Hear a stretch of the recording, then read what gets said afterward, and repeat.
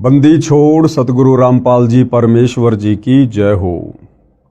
परमपिता परमात्मा सारी सृष्टि के रचनहार, कुल मालिक, असंख्य ब्रह्मांडों के स्वामी, जगत गुरु, तीनों लोकों में प्रवेश करके सबका धारण पोषण करने वाले, राजाधिराज, आत्माधार, नाथों के नाथ, देवों के देव महादेव, सर्वेश्वर महेश्वर, मृत्युंजय, अजरो अमर, आदि अनादि सनातनी प्रभु, जगत पिता जगदीश्वर, श्री श्री 1008 की उपाधि के वास्तविक अधिकारी, अकाल मूरत, शब्द स्वरूपी राम वासुदेव, सर्वगतम ब्रह्म, परम पूज्य, प्रथम पूज्य, परम संत, परम पुरुष, परम धनी, परम दयालु, सत्य कबीर, हक्का कबीर, अल्लाहु कबीर, अल्लाहु अकबर, बाखबर, अल्लाह ताला,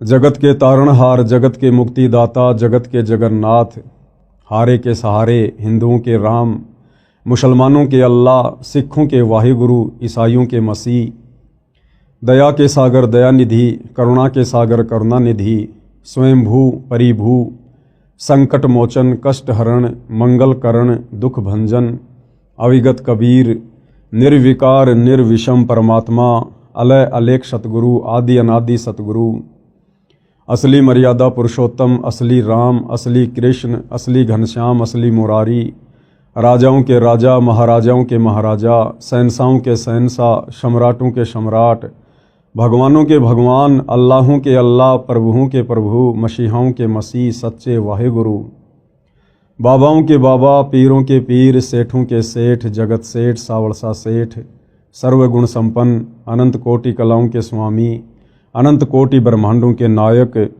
योगियों में महायोगी, ध्यानियों में महाध्यानी, सिद्धों में परम सिद्ध, ज्ञानियों में तत्वज्ञानी, ब्रह्म ज्ञानी, महाज्ञानी, परम ज्ञानी, सर्वश्रेष्ठ ज्ञानी, विज्ञानी, युवा कबीर, समर्थ कबीर, असमवात, अमित ओजा, सच्चे रहनुमा, करीम अल्लाह, सुभान अल्लाह, दुनिया के अंतिम पैगंबर, 8 सितंबर 1951 से गांव धनाना, जिला सोनीपत, हरियाणा, भारतवर्ष की पवित्र भूमि पर प्रकट रियल कल्कि भगवान श्री नारायण साकार हरि, श्री बाबा साहेब नूर अनंत परमात्मा, सच्चे दरवेश, सच्चे बाखबर, संत श्रोमणी सतगुरु रामपाल जी परमेश्वर जी के चरण कमल में साध संगति से जुड़े हुए देश विदेश से आप और हम सभी सत्सेवक भाई बहनों का अनंत कोटि दंडवत प्रणाम।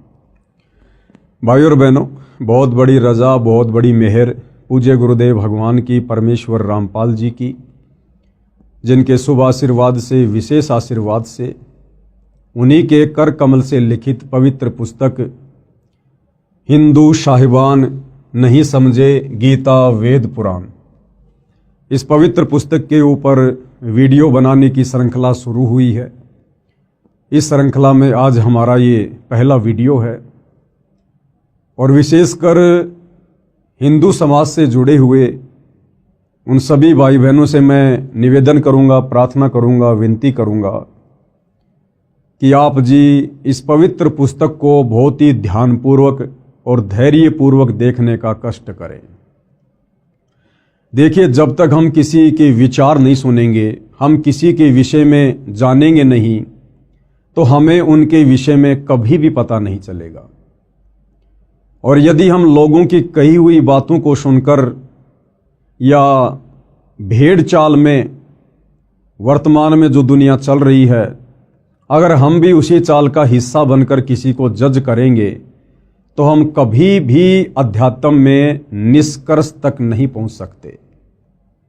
और यदि हम अध्यात्म में निष्कर्ष तक नहीं पहुंचे तो हमारा ये अनमोल मनुष्य जीवन बर्बाद हो जाएगा, क्योंकि परमपिता परमेश्वर जी ने ये मनुष्य जन्म, चाहे स्त्री का हो या पुरुष का हो, जो कि 84 लाख योनियों से भिन्न है, हमें परमेश्वर ने केवल शास्त्र अनुकूल सत भक्ति, सच्चे सतगुरु से लेकर करके मोक्ष प्राप्ति के लिए मिला है।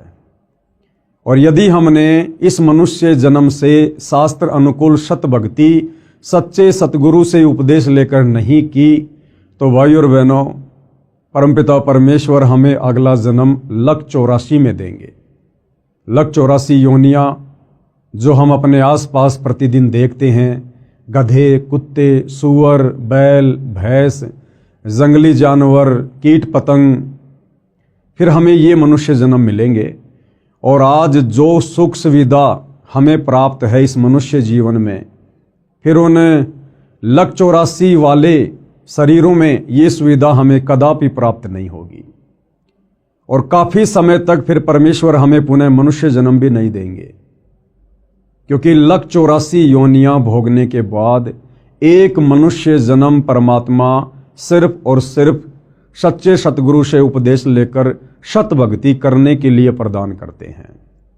इसलिए भाइयों और बहनों, आप इस मनुष्य जन्म की कीमत को समझिए और ये मनुष्य जन्म जिन श्वासों के ऊपर टिका हुआ है उन श्वासों की कीमत को समझिए। सतगुरु रामपाल जी क्या समझाना चाहते हैं, क्या संदेशा वो समाज को देना चाहते हैं, क्यों उन्होंने सन 1994 से अपना जीवन परमार्थ के कार्यों के लिए न्योछावर कर दिया और वर्तमान में भी पूरी तरह से संघर्षरत हैं परमार्थ के लिए। तो महापुरुषों के जीवन में जब तक हम झांक कर देखेंगे नहीं भाई और बहनों, हम सच्चाई से रूबरू नहीं हो सकते हैं। तो अब ये पवित्र पुस्तक हिंदू साहिबान नहीं समझे गीता वेद पुराण, मैं अपनी तरफ से इस पुस्तक के विषय में ज़्यादा कुछ नहीं बोलूँगा, क्योंकि इस पुस्तक में बहुत कुछ, या यूं कह लीजिए सब कुछ सतगुरु रामपाल जी परमेश्वर जी ने डाल दिया है। आपने सिर्फ घर बैठे इस पुस्तक को ध्यानपूर्वक प्रतिदिन रात्रि 9 बजे मुझ पवन दास के फेसबुक पेज पवन दास इस लाइव के ऊपर अपनी आंखों से देखकर जज करना है। आप चाहें तो पवित्र गीता जी को, जो गीता प्रेस गोरखपुर से प्रकाशित है, विशेषकर हिंदू समाज जिसको परम सत्य मानता है, आप जी उस गीता को भी अपने साथ में रखिए। वो गीता जी कौन सी है, कहाँ मिलेगी, कहाँ से प्रकाशित है, इस पुस्तक में आपको बताया जाएगा, समझाया जाएगा। गीता जी आप अपने साथ रखिए, ऐसा इसलिए कहा जा रहा है ताकि आपके मन में कोई भी डाउट पैदा ना हो।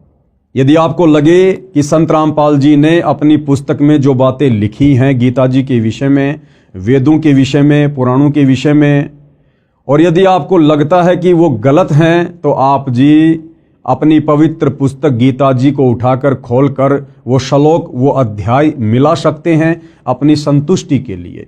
अन्यथा सतगुरु रामपाल जी ने तो अक्षर अक्षर परम सत्य ही लिखा है। तो भाइयों और बहनों, अब हम सीधा पुस्तक की ओर चलते हैं और ये पवित्र पुस्तक समाज को क्या संदेशा देना चाहती है, इस पर हम विचार करेंगे। हिंदू साहिबान नहीं समझे गीता वेद पुराण। आज हम इसके प्रथम अध्याय को लेते हैं। सबसे पहले 2 शब्द। विश्व के सब भाइयों तथा बहनों को मेरा सत सत प्रणाम। भाई और बहनों, अभी हम नादान हैं, अध्यात्म से अपरिचित हैं। जिस समय हम अध्यात्म की गहराई को छुएंगे, हम शास्त्र अनुकूल सत भक्ति को ग्रहण करेंगे, सतगुरु रामपाल जी को सतगुरु के रूप में धारण करेंगे, उस समय आपको बहुत ज़्यादा पछतावा होगा। किस बात को लेकर? कि हम नादान प्राणियों को समझाने के लिए सतगुरु रामपाल जी हमें कह रहे हैं सत सत प्रणाम, जबकि अनंत बार कोटि कोटि प्रणाम हम लोगों ने सतगुरु रामपाल जी के चरणों में कहना चाहिए। परंतु अभी हम अध्यात्म से अनजान हैं, नादान हैं, भ्रमित हैं। हर धर्म के प्रत्येक धर्म गुरु ने समस्त समाज के अनुयायियों को शास्त्र विरुद्ध साधना पर लगाकर भक्ति और भगवान से कोसों दूर कर दिया है, और भगत समाज सच्चे गुरु की पहचान करना भी भूल चुका है।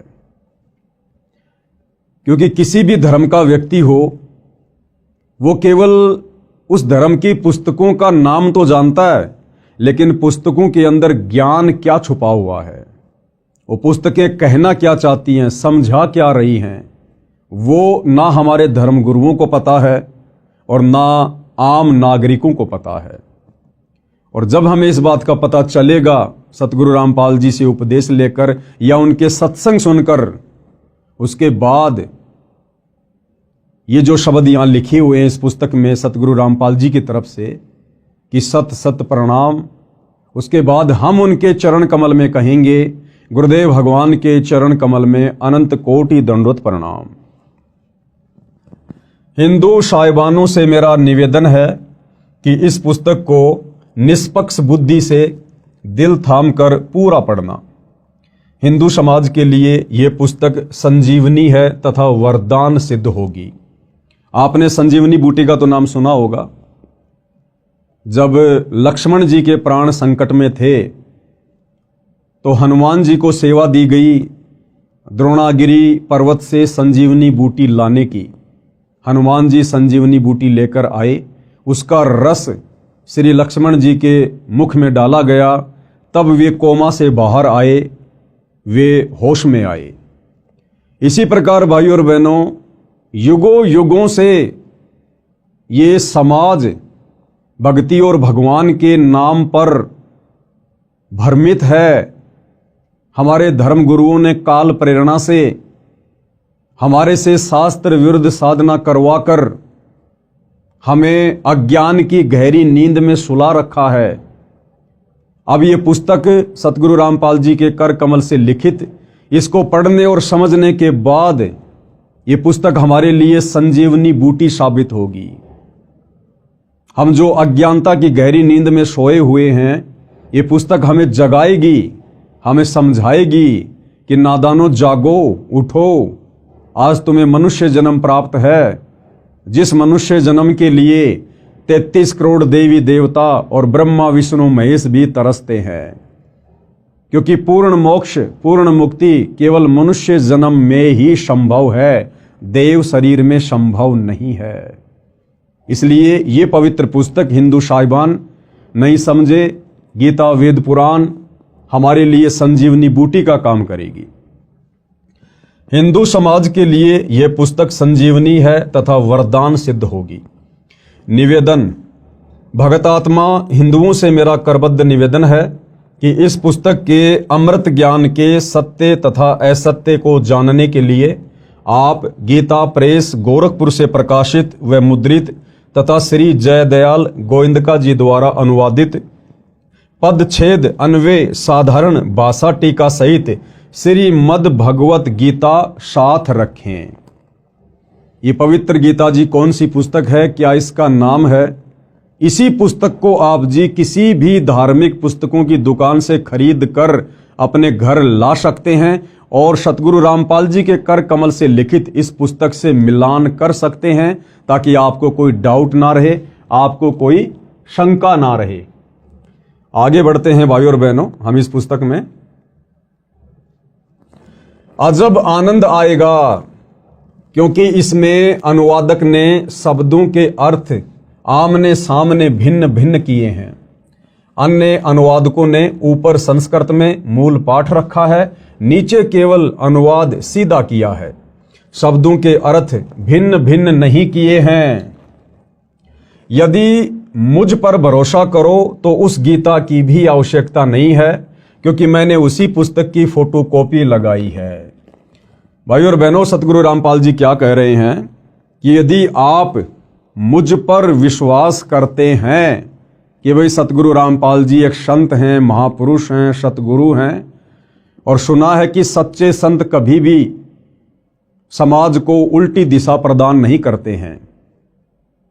सच्चे संत तो पथ भ्रष्ट समाज को शास्त्र अनुकूल साधना पर लगाकर उन्हें जीवन दान देते हैं। यदि आपको सतगुरु रामपाल जी पर इतना विश्वास है, इतना भरोसा है, तो फिर आपको वो गीता प्रेस गोरखपुर से प्रकाशित गीता भी लाने की आवश्यकता नहीं पड़ेगी, क्योंकि उसी पुस्तक के रेफरेंस फोटोकॉपी के रूप में आप और हमें समझाने के लिए परम संत सतगुरु रामपाल जी ने इस पुस्तक में प्रयोग किए हैं।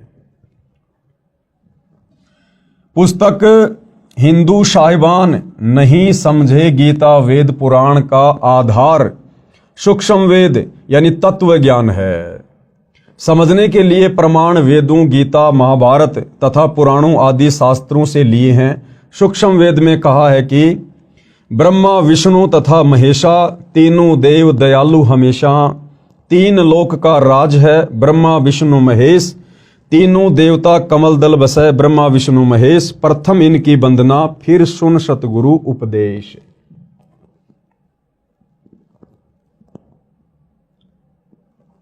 अर्थात सूक्ष्म वेद में अध्यात्म का संपूर्ण ज्ञान है। भाई और बहनों ध्यान देना, यहां पर सतगुरु रामपाल जी ने इस पुस्तक का आधार बताया है सूक्ष्म वेद। अब ये सूक्ष्म वेद क्या है, 99% समाज इस बात से अपरिचित है। हमने तो केवल 4 वेदों के नाम सुने हैं, यजुर्वेद, ऋग्वेद, अथर्ववेद, सामवेद। अब ये 5वां वेद कौन सा आ गया? ये 5वां वेद इन चारों वेदों का बाप है, इनका पिता है। अध्यात्म से संबंधित कंप्लीट ज्ञान, पूर्ण मुक्ति का मार्ग जो इन चारों वेदों में नहीं है, पवित्र गीता जी में नहीं है, 18 पुराणों में नहीं है, मुसलमानों की तौरात, जबूर, इंजिल, हदीसों में नहीं है, कुरान मजीद, कुरान शरीफ में नहीं है, सिखों के गुरु ग्रंथ साहिब में नहीं है, ईसाइयों की बाइबल में नहीं है, वो कंप्लीट अध्यात्म का ज्ञान, कंप्लीट कोश, कंप्लीट सलेबस 5वें वेद सूक्ष्म वेद में है। सूक्ष्म वेद यानी जब जब ये कबीर परमात्मा सतलोक से चलकर धरती पर सशरीर प्रकट होते हैं, संत रूप में लीला करते हैं, अपनी आत्माओं तक तत्व ज्ञान पहुंचाते हैं, उस ज्ञान को भाई और बहनों कुछ उनके फॉलोअर्स के द्वारा संग्रहित कर लिया जाता है एक पुस्तक के रूप में, ग्रंथ के रूप में। उसको सूक्ष्म वेद कहते हैं, सूक्ष्म ज्ञान कहते हैं। जैसे 650 साल पहले बनारस के काशी में जब कबीर जी आए थे, सन 1398 से 1518 तक यानी 120 वर्ष तक उन्होंने लीला की, अपने ज्ञान का प्रचार किया, 64 लाख आत्माओं को अपनी शरण में लिया। उन्होंने जो भी हमें तत्व ज्ञान बताया, समझाया, उस ज्ञान को आगे चलकर आदरणीय धर्मदास जी नाम के एक भगत के द्वारा कबीर सागर के रूप में लिपिबद्ध कर लिया गया।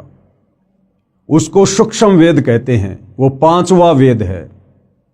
उसके बाद लगभग 300 वर्ष पहले गांव छुडानी, जिला झज्जर, हरियाणा में आदरणीय गरीबदास जी हुए, और इसी प्रकार से गरीबदास जी को भी कबीर परमात्मा सतलोक से आकर मिले, उनको सत ज्ञान दिया, उनको सतलोक दिखाया, सारी सृष्टि रचना समझाई, और इसी प्रकार आदरणीय गरीबदास जी ने भी एक सूक्ष्म वेद की रचना करवाई, जिसको सदग्रंथ साहिब के नाम से जाना जाता है, जिसमें 24,000 वाणियां हैं। यानी आदरणीय गरीबदास जी के सदग्रंथ साहिब में चारों वेदों को मिलाकर कहीं अधिक वाणियां हैं, 24,000 वाणियां हैं, जिसको सूक्ष्म वेद कहा जाता है। तो सतगुरु रामपाल जी कह रहे हैं कि मैंने ये जो पुस्तक लिखी है आप लोगों को समझाने के लिए, इस पुस्तक का आधार सूक्ष्म वेद है। बाकी जितने भी पुस्तकें हैं हर धर्म की, हिंदू, मुसलमान, सिख, ईसाइयों की, चारों वेद, गीता जी, 18 पुराण, ये केवल आपको समझाने के लिए दिखाऊंगा, ताकि आप हिंदू धर्म के भाई बहनों को कोई शंका ना हो, कोई डाउट ना हो, आपको ये कन्फर्म हो, यकीन हो, विश्वास हो कि वास्तव में सतगुरु रामपाल जी ने इस पुस्तक में जो भी कुछ लिखा है, समझाया है, ये हमारे ही धर्म की धर्म पुस्तकों के अंदर पहले से लिपिबद्ध है। लेकिन ना तो हमारे धर्मगुरु समझ पाए और ना हम समझ पाए, तो हमारे डाउट को क्लियर करने के लिए सतगुरु रामपाल जी और हिंदू धर्म के चारों वेद, गीता जी और 18 पुराणों का सहयोग लेंगे, केवल हमें समझाने के लिए। अर्थात सूक्ष्म वेद में अध्यात्म का संपूर्ण ज्ञान है।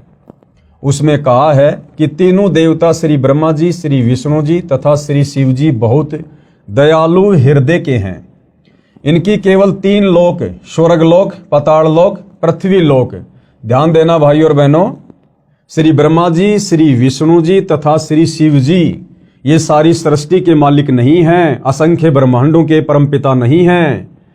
इनको केवल 3 लोक दिए गए हैं, केवल 3 लोक। ये केवल 3 लोक में एक एक विभाग संभालते हैं। टोटल 21 ब्रह्मांड हैं। जिस सृष्टि में हम रह रहे हैं यहां टोटल 21 ब्रह्मांड हैं। 21 ब्रह्मांड में एक ब्रह्मांड और एक ब्रह्मांड के अंदर मात्र 3 लोक, पाताल लोक, पृथ्वी लोक और स्वर्ग लोक। केवल इन 3 लोकों के स्वामी हैं ब्रह्मा विष्णु महेश।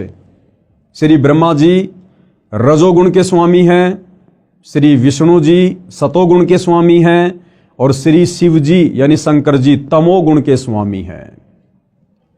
स्वर्ग लोक, पाताल लोक, पृथ्वी लोक में सत्ता है इन तीनों की। ये 3 लोक के मालिक हैं, परंतु लोक तो बहुत सारे हैं जिनका मालिक परम अक्षर ब्रह्म है। इन 3 लोकों के अलावा जितनी भी सृष्टि है, जितने भी ब्रह्मांड हैं और इंक्लूड तीनों लोक, इन सब के ऊपर जो सत्ता है वो परम अक्षर ब्रह्म की है, पूर्ण ब्रह्म परमात्मा की है, कबीर देव की है, जिसकी सत्ता तीनों लोकों समेत सब पर है। मोक्ष प्राप्ति के लिए प्रथम इन तीनों देवताओं की वंदना अर्थात मान सम्मान यानी साधना करनी होती है। परमपिता परमेश्वर जी ने अपना एक मैनेजमेंट बना रखा है, एक सिस्टम बना रखा है इस सृष्टि को चलाने के लिए, और उस सिस्टम के अंतर्गत ब्रह्मा विष्णु महेश जी तो केवल एक मैनेजर के रूप में कार्य कर रहे हैं। जिस प्रकार से एक फैक्ट्री होती है, फैक्ट्री का एक मालिक होता है, मालिक के बहुत सारे नौकर होते हैं, सुपरवाइजर होते हैं, उन सब पर निगाह रखने के लिए, उन सब से कार्य करवाने के लिए मालिक अपना एक मैनेजर नियुक्त करता है जो उस कंपनी के मालिक की गैर हाजिरी में सर्व कार्यों की देख रेख करता है और सारी रिपोर्ट अपने मालिक को देता रहता है। इसी प्रकार ये जो पूरी कायनात है, मुसलमान धर्म में जिसको कायनात कहते हैं, हिंदू भाई बहन जिसको सृष्टि कहते हैं, इस पूरी सृष्टि का, इस पूरी कायनात का मालिक एक ही है, कबीर भगवान। गीता जी में जिसको परम अक्षर ब्रह्म की संज्ञा दी गई है, यानी सर्वश्रेष्ठ परमात्मा, उत्तम परमात्मा। और ये जो ब्रह्मा विष्णु महेश जी हैं, ये उस परम अक्षर ब्रह्म के एक ब्रह्मांड में 3 लोकों में केवल एक एक विभाग पर मैनेजर की पदवी पर नियुक्त हैं। रजोगुण विभाग ब्रह्मा जी के अंडर में, शतोगुण विभाग श्री विष्णु जी के अंडर में और तमोगुण विभाग श्री शंकर जी के अंडर में। अर्थात मान सम्मान यानी साधना करनी होती है। फिर सतगुरु का उपदेश सुनो जो परम अक्षर ब्रह्म की पूजा साधना बताएगा। उस संत से तत्व ज्ञान सुनो। तत्वदर्शी संत पूर्ण मोक्ष प्राप्ति की साधना यानी पूजा बताता है। पूर्ण मोक्ष के लिए इन तीनों देवताओं की शास्त्रोक्त साधना करनी होती है। परंतु पूजा गीता अध्याय 8 श्लोक 3, 8, 9, 10, अध्याय 15 श्लोक 17, अध्याय 18 श्लोक 62 में बताए परम अक्षर ब्रह्म की करनी होती है। भाई और बहनों, साधना में और पूजा में, भक्ति में और पूजा में रात दिन का अंतर होता है। और पूर्ण मोक्ष प्राप्ति के लिए हमने पूजा केवल एक परमपिता परमेश्वर की करनी होती है, परम अक्षर ब्रह्म की, उत्तम पुरुष की, सर्वश्रेष्ठ परमात्मा की। बाकी हम जिस लोक में रह रहे हैं, ब्रह्मा विष्णु महेश यहाँ के मैनेजर हैं तीनों गुणों के, तो हमने साधना इनकी भी करनी पड़ेगी। जिस प्रकार एक प्यासे व्यक्ति को अपनी प्यास बुझाने के लिए जल की आवश्यकता पड़ती है, जब तक उसको जल नहीं मिलेगा उसकी तृप्ति नहीं हो सकती। अब जल मिलेगा हैंड पंप से, तो हमने हैंड पंप की साधना करनी पड़ेगी। हमने हैंड पंप की साधना करनी पड़ेगी। हमने उसको काम में लेना पड़ेगा, हमने उसको चलाना पड़ेगा, उसके हत्थे को ऊपर नीचे करना पड़ेगा, तब जाकर हमें वो मूल वस्तु जल प्राप्त होगा। तो इसी प्रकार भाइयों और बहनों, पूर्ण मोक्ष के लिए, पूर्ण मुक्ति के लिए, सनातन परम धाम सतलोक में जाने के लिए हमने पूजा तो करनी पड़ेगी परम अक्षर ब्रह्म की, कबीर देव की, लेकिन उसके लिए हमने साधना करनी पड़ेगी यहाँ के तीनों देवताओं की। हमारा ये जो मनुष्य शरीर है, स्त्री या पुरुष का, इसमें कमल दल हैं जिनमें देवी देवताओं का वास है। आगे चलकर इसी पुस्तक में हम पढ़ेंगे। तो हमने केवल साधना करनी है ब्रह्मा विष्णु महेश जी की, जबकि पूजा सतगुरुदेव के बताए अनुसार परम अक्षर ब्रह्म की ही करने से हमारी मुक्ति होगी, हमारा मोक्ष होगा। परम अक्षर ब्रह्म को गीता अध्याय 8 श्लोक 9 तथा अध्याय 15 श्लोक 17 में गीता ज्ञान देने वाले ने अपने से अन्य बताया है। अब वो परम अक्षर ब्रह्म कौन है, उत्तम पुरुष कौन है, पूजा के योग्य एक परमात्मा कौन है, उसकी जानकारी गीता के ज्ञान देने वाले भगवान ने।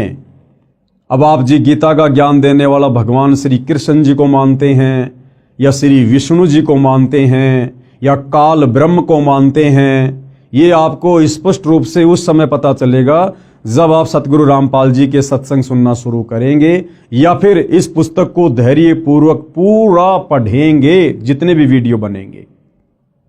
तो गुरुदेव भगवान कह रहे हैं कि वो जो परम अक्षर ब्रह्म है, केवल उसी की पूजा का विधान है। उस परम अक्षर ब्रह्म को गीता के ज्ञान देने वाले भगवान ने अपने से अन्य बताया है। यानी इस पवित्र पुस्तक गीता जी का ज्ञान देने वाला भगवान अर्जुन से कह रहा है कि अर्जुन, मेरी भक्ति से पूर्ण मुक्ति नहीं है, पूर्ण मोक्ष नहीं है। अगर तुझे सनातन परम धाम में जाना है, पूर्ण मोक्ष प्राप्त करना है, तुझे कभी भी लक 84 में गधा कुत्ता सूअर नहीं बनना है, नरक में स्वर्ग में नहीं जाना है। तुझे केवल सनातन परम धाम में जाना है, जहां जाने के बाद प्राणी फिर कभी लौटकर इस संसार में वापस दुख भोगने के लिए नहीं आता है। वो परम अक्षर ब्रह्म, वो तो मेरे से अलग है, मेरे से अन्य है। और गीता जी में गीता ज्ञान देने वाला भगवान कहां कहां किन किन श्लोकों में अपने से अन्य उस परम अक्षर ब्रह्म की जानकारी दे रहा है, आपको इस पुस्तक में स्पष्ट रूप से पढ़ने और देखने को मिलेगा। परम अक्षर ब्रह्म को गीता अध्याय 8 श्लोक 9 तथा अध्याय 15 श्लोक 17 में गीता ज्ञान देने वाले ने अपने से अन्य बताया है तथा कहा है कि उत्तम पुरुष तू अन्य, पुरुषोत्तम तो मेरे से अन्य हैं। यानी गीता जी का ज्ञान देने वाला भगवान ही कंप्लीट नहीं है, वो सर्वे सर्वा नहीं है, सारी सृष्टि का मालिक नहीं है।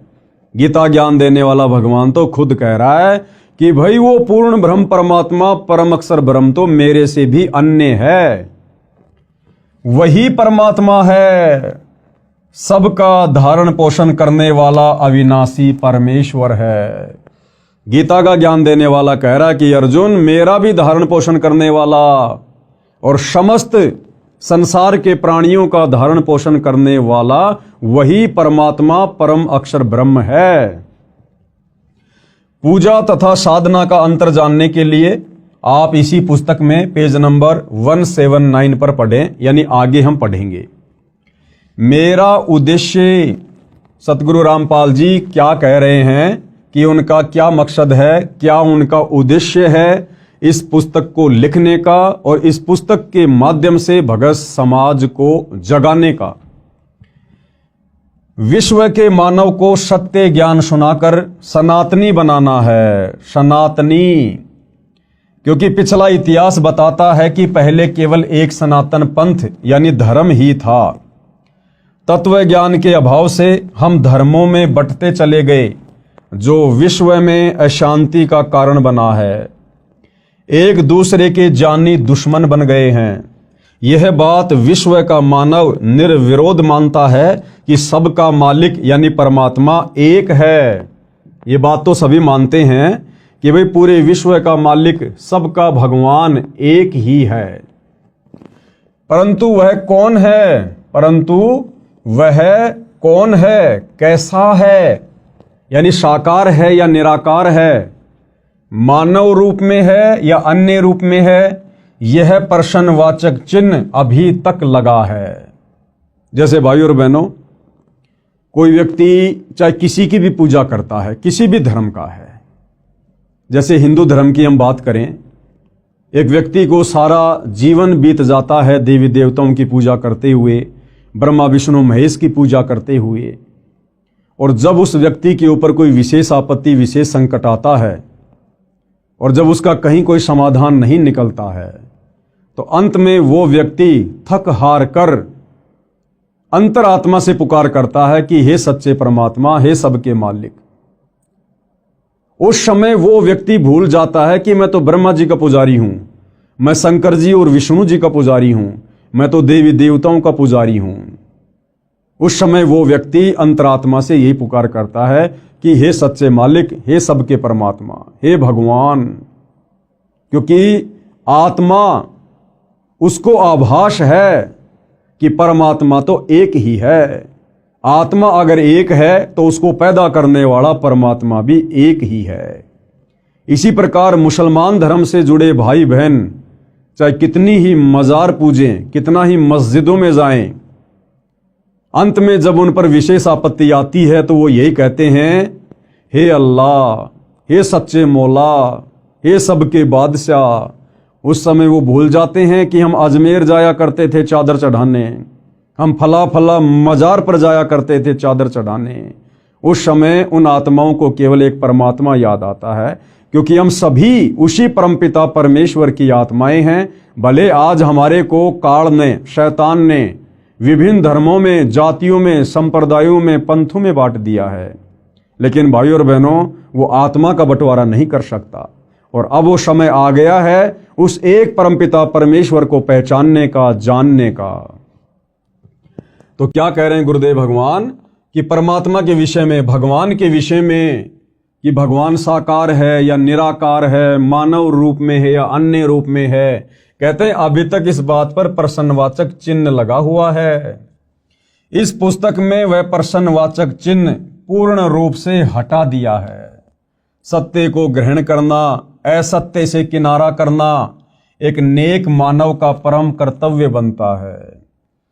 यानी सत्य को स्वीकार करना और असत्य को दूर कर देना, ये एक सभ्य इंसान का, सभ्य मानव का, वो चाहे हिंदू हो, मुसलमान हो, सिख हो, ईसाई हो, ये उसका परम कर्तव्य बनता है। और जब बात हो हमारे आत्म कल्याण की, तो भाइयों और बहनों, फिर झूठ की नाव में भला कौन बैठना पसंद करेगा। इस पुस्तक में एक शब्द भी चारों वेदों व वेदों के सार श्रीमद् भगवत गीता, पुराणों तथा सूक्ष्म वेद से बाहर नहीं है। ये जो पवित्र पुस्तक सतगुरु रामपाल जी ने अपने कर कमल से लिखकर समाज में प्रस्तुत की है, इस पुस्तक में आपको जो भी ज्ञान मिलेगा, विशेषकर हिंदू धर्म से जुड़े भाई बहनों को कंप्लीट ज्ञान हमारे हिंदू धर्म के पवित्र धर्म ग्रंथों के अंदर वाला ही है। और जो ज्ञान इन चारों वेदों में और गीता जी में 18 पुराणों में नहीं है, वो ज्ञान फिर 5वें वेद सूक्ष्म वेद में है, कबीर सागर में और आदरणीय गरीबदास जी के सदग्रंथ साहिब में। तो इन धर्म ग्रंथों के अलावा आपको किसी भी प्रकार की उवाबाई या झूठी बातें इस पुस्तक में देखने को या सुनने को कतई नहीं मिलेगी। सूक्ष्म वेद में बताया है कि विश्व के सभी जीवात्मा परम शांति वाले सनातन परम धाम में उस परमात्मा के पास रहते थे, जिसके विषय में गीता अध्याय 18 श्लोक 62 में कहा है कि हे भारत, तू सर्व भाव से उस परमेश्वर की शरण में जा। गीता जी का ज्ञान देने वाला भगवान, जिसको हिंदू समाज के भाई बहनों ने अपना परमात्मा मान लिया था, वो गीता जी का ज्ञान देने वाला भगवान भी कह रहा है कि हे भारत, यानी हे अर्जुन, तू सर्व भाव से, यानी हर प्रकार से, और सारी भक्ति छोड़कर, ब्रह्मा विष्णु महेश की भक्ति छोड़कर, देवी देवताओं की भक्ति छोड़कर, और गीता का ज्ञान देने वाले काल ब्रह्म की भक्ति छोड़कर सर्व भाव से उस परमेश्वर की शरण में जा। कौन से परमेश्वर की शरण में? परम अक्षर ब्रह्म की शरण में। उसकी कृपया से ही तू परम शांति को तथा शाश्वत स्थानम सनातन परम धाम यानी सत्य लोक को प्राप्त होगा। उसकी कृपा से ही तू परम शांति। अब भाइयों और बहनों, परम शांति क्या होती है? जब तक हम इस मनुष्य जन्म में हैं, इस पृथ्वी पर हैं, या ये मनुष्य छोड़कर यदि हम ऊपर के लोकों में देवी देवता भी बन गए, ब्रह्मा विष्णु महेश भी बन गए, तो भी हमारे को यहां परम शांति नहीं हो सकती काल के लोक में। आप जी ब्रह्मा विष्णु महेश के जीवन चरित्र को देखते हैं, पढ़ते हैं। ब्रह्मा विष्णु महेश भी राक्षसों के साथ में युद्ध करते हैं, लड़ाई झगड़ा करते हैं। 33 करोड़ देवी देवताओं के राजा इंद्र, ये भी हमेशा राक्षसों के साथ युद्ध करते रहते हैं। कभी राक्षस विजय हो जाते हैं तो देवी देवताओं को अपने पद छोड़कर जंगलों में जाना पड़ता है, धक्के खाने पड़ते हैं। आपने सुना होगा कि रावण ने अपनी सिद्धि शक्ति से अपनी समस्त राक्षस सेना को आकाश में उड़ाकर और देवताओं के ऊपर धावा बोल दिया, आक्रमण कर दिया, और रावण ने 33 करोड़ देवी देवताओं को हराकर बंदी बना लिया और अपनी कारागार में डाल दिया था। श्री शनिदेव महाराज तो रावण के पैरों के नीचे रहा करते थे। जैसे आप और हम भाई बहन जूते झाड़ने के लिए हम जिस फुटमेट का प्रयोग करते हैं ना, शनिदेव तो रावण के पैरों के नीचे रहा करता था। वरुण देव ये रावण का पानी भरा करता था। अग्निदेव रावण की रसोई में खाना बनाया करता था। पवन देव रावण के महल में झाड़ू निकाला करता था। तो भाई और बहनों, यहां परम शांति नहीं है। चाहे हम 33 करोड़ देवी देवता क्यों ना बन जाएं, चाहे हम ब्रह्मा विष्णु महेश की पदवी को प्राप्त क्यों ना हो जाएं, जब तक हम इस काल के 21 ब्रह्मांड में हैं, इस लोक में हैं, तब तक हमें परम शांति नहीं हो सकती।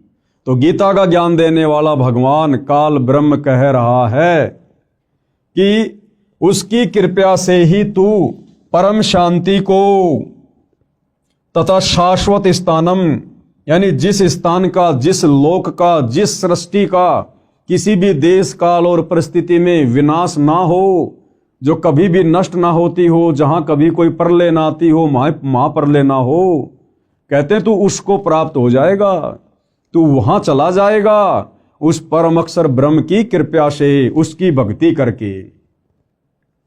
उसकी कृपा से ही तू परम शांति को तथा शाश्वत स्थानम, सनातन परम धाम यानी सत्य लोक को प्राप्त होगा। उस परमेश्वर का प्रमाण गीता ज्ञान देने वाला भगवान कह रहा है अर्जुन से कि उस परम अक्षर परमात्मा का प्रमाण, यानी वो कौन है, कैसा है, कहां रहता है, उसकी प्राप्ति की विधि क्या है। कहते हैं इसका जो प्रमाण है, उस परमेश्वर का प्रमाण, गीता अध्याय 8 श्लोक 1 में अर्जुन ने प्रश्न किया कि आपने गीता अध्याय 7 श्लोक 29 में जो तत्व ब्रह्म कहा है, वह तत्व ब्रह्म क्या है? जिसका उत्तर देते हुए गीता अध्याय 8 श्लोक 3, 8, 9 व 10, गीता अध्याय 15 श्लोक 4 तथा 17 आदि में कहा है, जिस लोक में वह तत्व ब्रह्म यानी परम अक्षर ब्रह्म सत्य पुरुष रहता है, उसमें परम शांति है, यानी महासुख है। उस सनातन परम धाम में गए साधक यानी भगत फिर लौटकर संसार में नहीं आते। जीवात्मा जब से परम अक्षर ब्रह्म यानी परमेश्वर से बिछुड़ी है, यानी उस परम शांति वाले सनातन परम धाम से काल ब्रह्म के दुखाले लोक में आई है, उसी समय से इसको उस सुख का अभाव खल रहा है जो परमात्मा के पास था। अब भाइयों और बहनों, वो शाश्वत स्थान क्या है, वो सतलोक क्या है, जहां पर हम सभी रहा करते थे। 33 करोड़ देवी देवता, ब्रह्मा विष्णु महेश, जितने भी मानव शरीरधारी प्राणी हैं, 184 योनियों में जितने भी अनगिनत असंख्य जीव जंतु हैं, ये सभी आत्माएं पहले उस परम अक्षर ब्रह्म के पास, उस सत्य पुरुष के पास उसके अमर लोक सतलोक में रहा करती थी। हम सब भाई बहन वहां से क्यों आए, हमने वहां पर क्या गलती कर दी थी, जिस कारण से उस परम अक्षर ब्रह्म ने, परमपिता परमात्मा ने, सत्य पुरुष ने हम सभी को वहां से नीचे भेजना पड़ा इस काल के साथ, इस काल के लोक में, जहां हम असंख्य युगों से यहां कष्ट उठा रहे हैं। और हम भक्ति केवल इसीलिए करते हैं कि हमें सुख प्राप्त हो, और सुख भाई और बहनों इस लोक में नहीं है।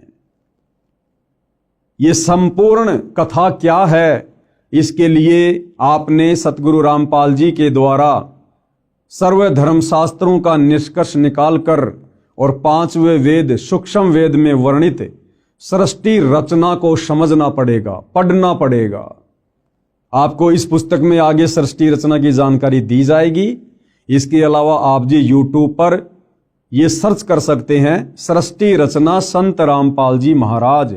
आपको सृष्टि रचना की जानकारी के बहुत सारे वीडियो देखने को मिलेंगे, आप वहां से भी जानकारी प्राप्त कर सकते हैं। तो क्या कहा जा रहा है कि जीव आत्मा जब से परम अक्षर ब्रह्म यानी परमेश्वर से बिछुड़ी है, यानी उस परम शांति वाले सनातन परम धाम से काल ब्रह्म के दुखाले लोक में आई है, उसी समय से इसको उस सुख का अभाव खल रहा है जो परमात्मा के पास था। उस सुख की खोज में इधर उधर भटक रही है। इस यात्रा में जैसा भी मार्गदर्शक मिला उस पर विश्वास कर लिया, क्योंकि भगत का हृदय नम्र व श्रद्धा युक्त होता है। यानी भगत का एक स्वभाव होता है, वो हर किसी पर बड़ी आसानी से विश्वास कर लेता है। इस कारण से धर्म बनते चले गए।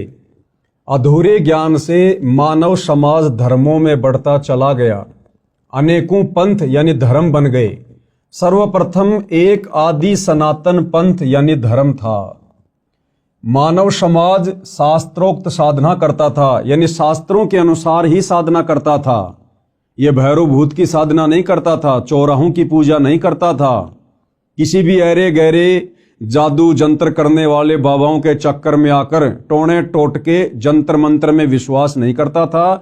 केवल शास्त्रों के अनुसार साधना की जाती थी। आदि सनातन पंथ में शुरुआत में सतयुग में मानव समाज शास्त्रोक्त साधना करता था। वह सतयुग का समय था। वह कौन सा समय था? वो सतयुग का समय था, जिस समय पूरी पृथ्वी के मानव शास्त्रों के अनुसार यानी पांचों वेदों के अनुसार साधना किया करते थे। पांचों वेदों ऋग्वेद, यजुर्वेद, सामवेद, अथर्ववेद तथा सूक्ष्म वेद, केवल यही शास्त्र हुआ करते थे।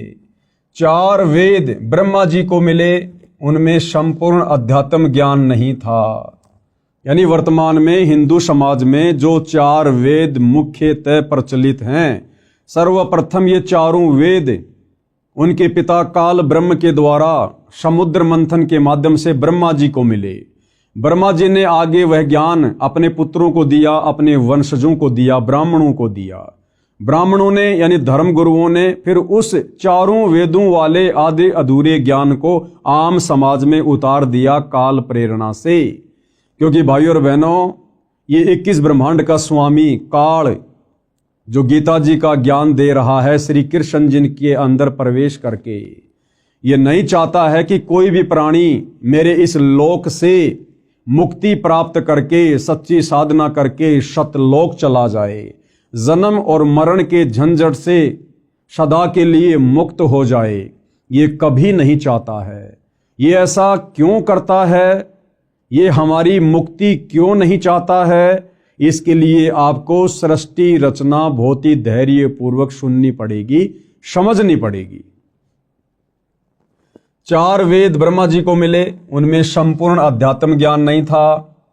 परम अक्षर ब्रह्म सतयुग में लीला करने के लिए शिशु रूप धारण करके आए।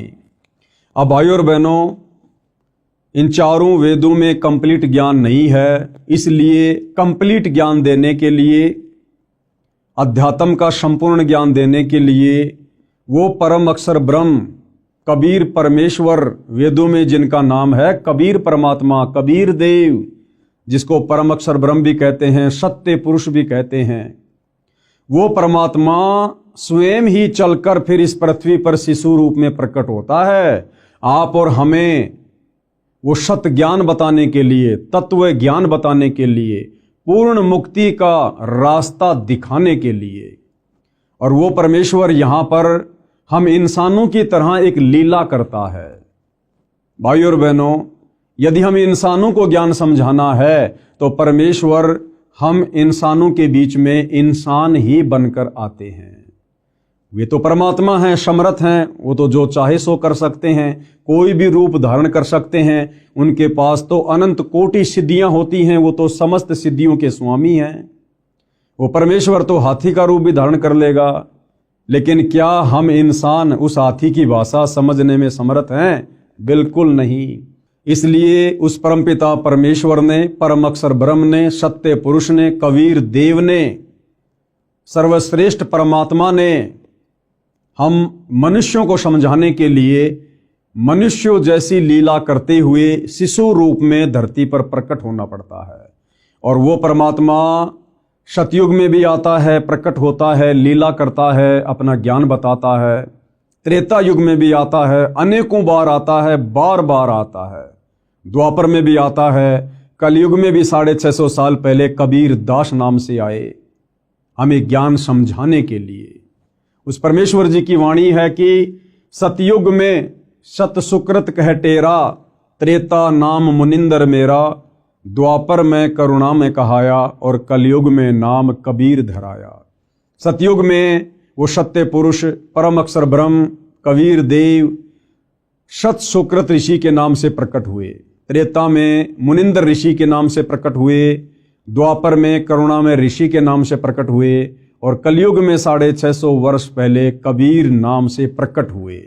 अधिक जानकारी हम आगे इस पुस्तक में पढ़ेंगे।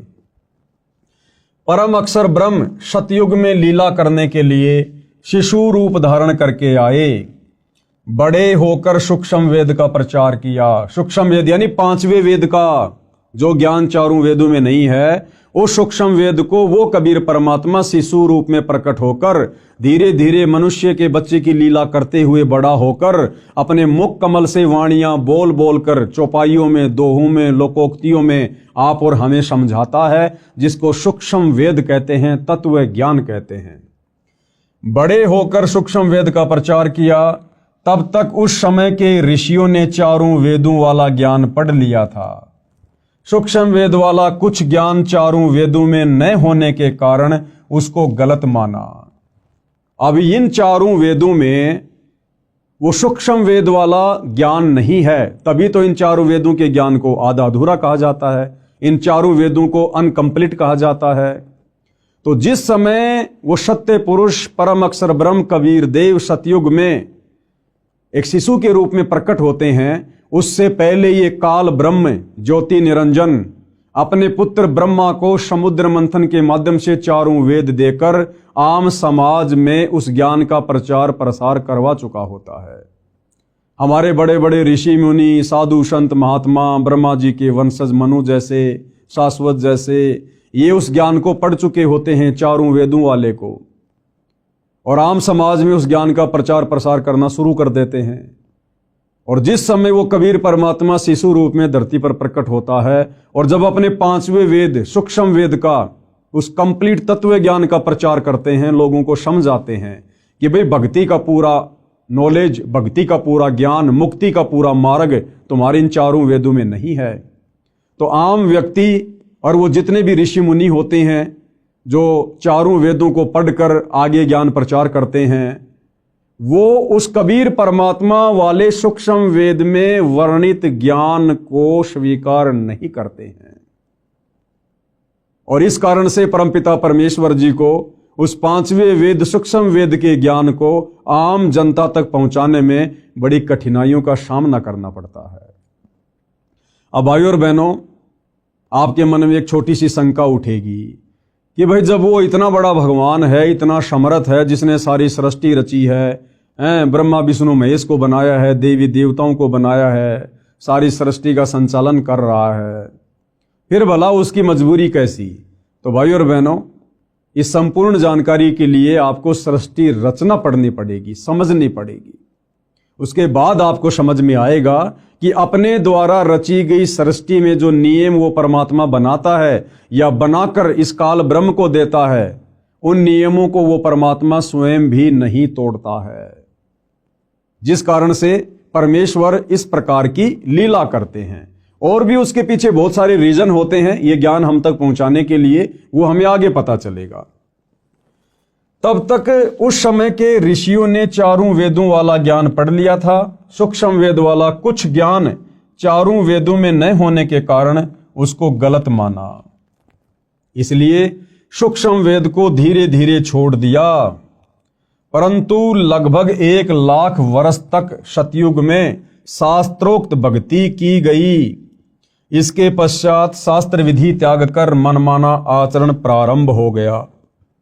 यानी सतयुग में 1 लाख वर्ष तक शुरुआत में शास्त्रोक्त साधना थी, सूक्ष्म वेद वाली साधना थी, लेकिन आगे चलकर आम जनता के ऊपर उन ऋषि मुनियों के द्वारा बताए गए चारों वेदों वाले ज्ञान का ज्यादा प्रभाव रहा, जिस कारण से सतयुग में 1 लाख वर्ष के बाद में वो शास्त्रोक्त साधना धीरे धीरे समाप्त होती चली जाती है। इसके पश्चात शास्त्र विधि त्याग कर मनमाना आचरण प्रारंभ हो गया। गीता अध्याय 16 श्लोक 23-24 में कहा है कि जो व्यक्ति शास्त्र विधि को त्याग कर अपनी इच्छा से मनमाना आचरण करता है, क्या कहा गया है गीता अध्याय 16 श्लोक 23-24 में, कि जो व्यक्ति शास्त्र विधि को त्याग कर और मनमाना आचरण करता है। मनमाना आचरण क्या? शास्त्रों में बताई गई साधना को त्याग कर किसी और के कहने से मनमुखी भक्ति करना, साधना कहना, उसको कहते हैं शास्त्र विधि को त्याग कर मनमाना आचरण करना, जैसे कि वर्तमान में पूरा विश्व कर रहा है। सतगुरु रामपाल जी के भक्तों को छोड़कर पूरा विश्व शास्त्र विधि को त्याग कर गीता अध्याय 16 श्लोक नंबर 23-24 के अनुसार मनमाना आचरण कर रहा है। देवी देवताओं की पूजा, भैरव भूत की साधना, चौराहों की पूजा, पेड़ पौधों की पूजा, अन्य जंतर मंत्र, दुनिया भर के पाखंड, ये है शास्त्र विधि को त्याग कर मनमाना आचरण, जिसको करने के चलते इंसान सुखी होने के बजाय और अधिक दुखी होता जा रहा है। तो गीता अध्याय 16 श्लोक 23 के अनुसार जो व्यक्ति शास्त्र विधि को त्याग कर मनमाना आचरण करता है, उसको नए सिद्धि प्राप्त होती है। सिद्धि यानी उसका कोई भी कार्य सिद्ध नहीं होता है। जिस कार्य के लिए वो भक्ति साधना करता है या करवाता है अपने गुरुजनों से, उसका वो कार्य सिद्ध नहीं होता, यानी उसको कोई सिद्धि प्राप्त नहीं होती, न उसकी गति होती है। गति यानी मरने के बाद शास्त्र विधि को त्याग कर मनमानी भक्ति पूजा साधना करने वाले की गति नहीं होती, यानी उसका मोक्ष नहीं होता है। वो नरक में जाता है, 84 लाख योनियों में जाता है, भूत और प्रेत की योनियों को प्राप्त करता है, और न उसे सुख मिलता है, न उसे जीते जी कोई सुख मिलता है, और मरने के बाद उसकी गति नहीं हुई तो वो वैसे ही महादुखी रहेगा। इन 3 वस्तुओं के लिए ही भक्ति की जाती है। कौन सी 3 वस्तुओं के लिए? सिद्धि, रिद्धि और सुख। सिद्धि यानी कार्य सिद्धि, रिद्धि यानी धन माया और सुख प्राप्ति के लिए। और भाई शास्त्र विधि को त्याग कर मनमाना आचरण करने वालों को ये तीनों वस्तुएं प्राप्त नहीं होती हैं। और यदि फिर भी किसी को लगता है कि भैया हम तो यही छोटी मोटी भक्ति कर रहे हैं, जिस भक्ति का ना कोई सिर है, ना कोई पैर है, ना जिसका कोई आधार है, यानी गीता अध्याय 16 श्लोक नंबर 23-24 के अनुसार मनमाना आचरण है कि भाई हम तो यही साधना कर रहे हैं परंपरागत जो हमारे पूर्वज कर रहे थे, फिर भी देखो हमारे को सर्व सुख प्राप्त हैं, तो उस भाई को ये समझना चाहिए कि वो सर्व सुख रिद्धि सिद्धि तुम्हें वर्तमान में की गई भक्ति साधना से प्राप्त नहीं हो रहे। ये तुम्हारे पूर्व जन्मों की भक्ति का प्रतिफल है जो तुम्हें वर्तमान में मिल रहा है। तुम्हारी वर्तमान साधना से तुम्हें कोई किसी प्रकार का लाभ नहीं हो सकता है। ये जब कभी तुम्हें पहले मनुष्य जन्म प्राप्त था और उस समय तुमने जो और जैसी थोड़ी बहुत शास्त्रों के अनुसार शत भक्ति की, उस शत भक्ति के कारण तुम्हारी जो भक्ति कमाई तुम्हारे भक्ति वाले अकाउंट में जमा हो गई थी, वर्तमान मनुष्य जन्म में केवल तुम्हें उसी भक्ति से वो लाभ हो रहे हैं। जिस प्रकार भाइयों और बहनों, आपने लाइट में इन्वर्टर लगाकर बैटरी को फुल चार्ज कर लिया और लाइट अचानक से चली गई, लाइट अचानक से चली गई, आपका इन्वर्टर अभी भी उस पलक में लगा हुआ है, उस पॉइंट में लगा हुआ है जिसमें लाइट नहीं आ रही है, और आपके पंखे भी चल रहे हैं, आपकी बैटरी भी चल रही है, क्योंकि आपका इन्वर्टर काम कर रहा है, भले लाइट चली गई। अब कोई व्यक्ति ये कहे भैया ये तुम्हारी जो लाइट है, तुम्हारी जो पंखे हैं ना, ये लाइट से नहीं चल रहे, बिजली से नहीं चल रहे, क्योंकि बिजली तो आ ही नहीं रही। और वो व्यक्ति कहेगी नहीं, ये लाइट से ही चल रहे हैं, देखो मैंने मेरा इन्वर्टर लाइट में लगा रखा है। भाइयों और बहनों, वर्तमान में लाइट नहीं आ रही है, लेकिन लाइट में चार्जर लगाकर उसने जो बैटरी चार्ज कर रखी थी, उस बैटरी से फिलहाल उसको वो सुविधा मिल रही है, पंखे चल रहे हैं, ट्यूब जल रही है। और जब वो बैटरी डिस्चार्ज हो जाएगी, उस समय उसकी सारी सुविधाएं स्वतः बंद हो जाएगी।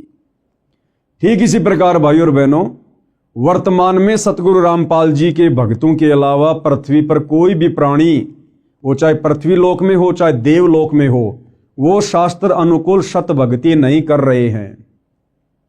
और फिर भी यदि उन्हें सर्व सुख प्राप्त हैं, तो किसी पूर्व जन्म में उन्होंने जो शास्त्र अनुकूल शत भक्ति की थी, अपनी जो बैटरी चार्ज की थी, आज अपनी खुद की वो बैटरी चार्ज की गई भक्ति कमाई खा रहे हैं, खर्च कर रहे हैं। चाहे कोई सरपंच बना हुआ है, चाहे कोई एमएलए है, एमपी है, मंत्री है, मुख्यमंत्री है, प्रधानमंत्री है या राष्ट्रपति है, जो व्यक्ति वर्तमान में सतगुरु रामपाल जी को सतगुरु धारण करके सत भक्ति नहीं कर रहा है, वो व्यक्ति अपने पूर्व जन्मों की भक्ति मलाई खा रहा है, खर्च कर रहा है। और एक दिन वो बैटरी डिस्चार्ज होगी और फिर उस व्यक्ति के ऊपर वो समस्त आपत्तियां, आपदाएं आनी शुरू हो जाएंगी, जो एक भक्तिहीन प्राणी के ऊपर ऑलरेडी आ रही है।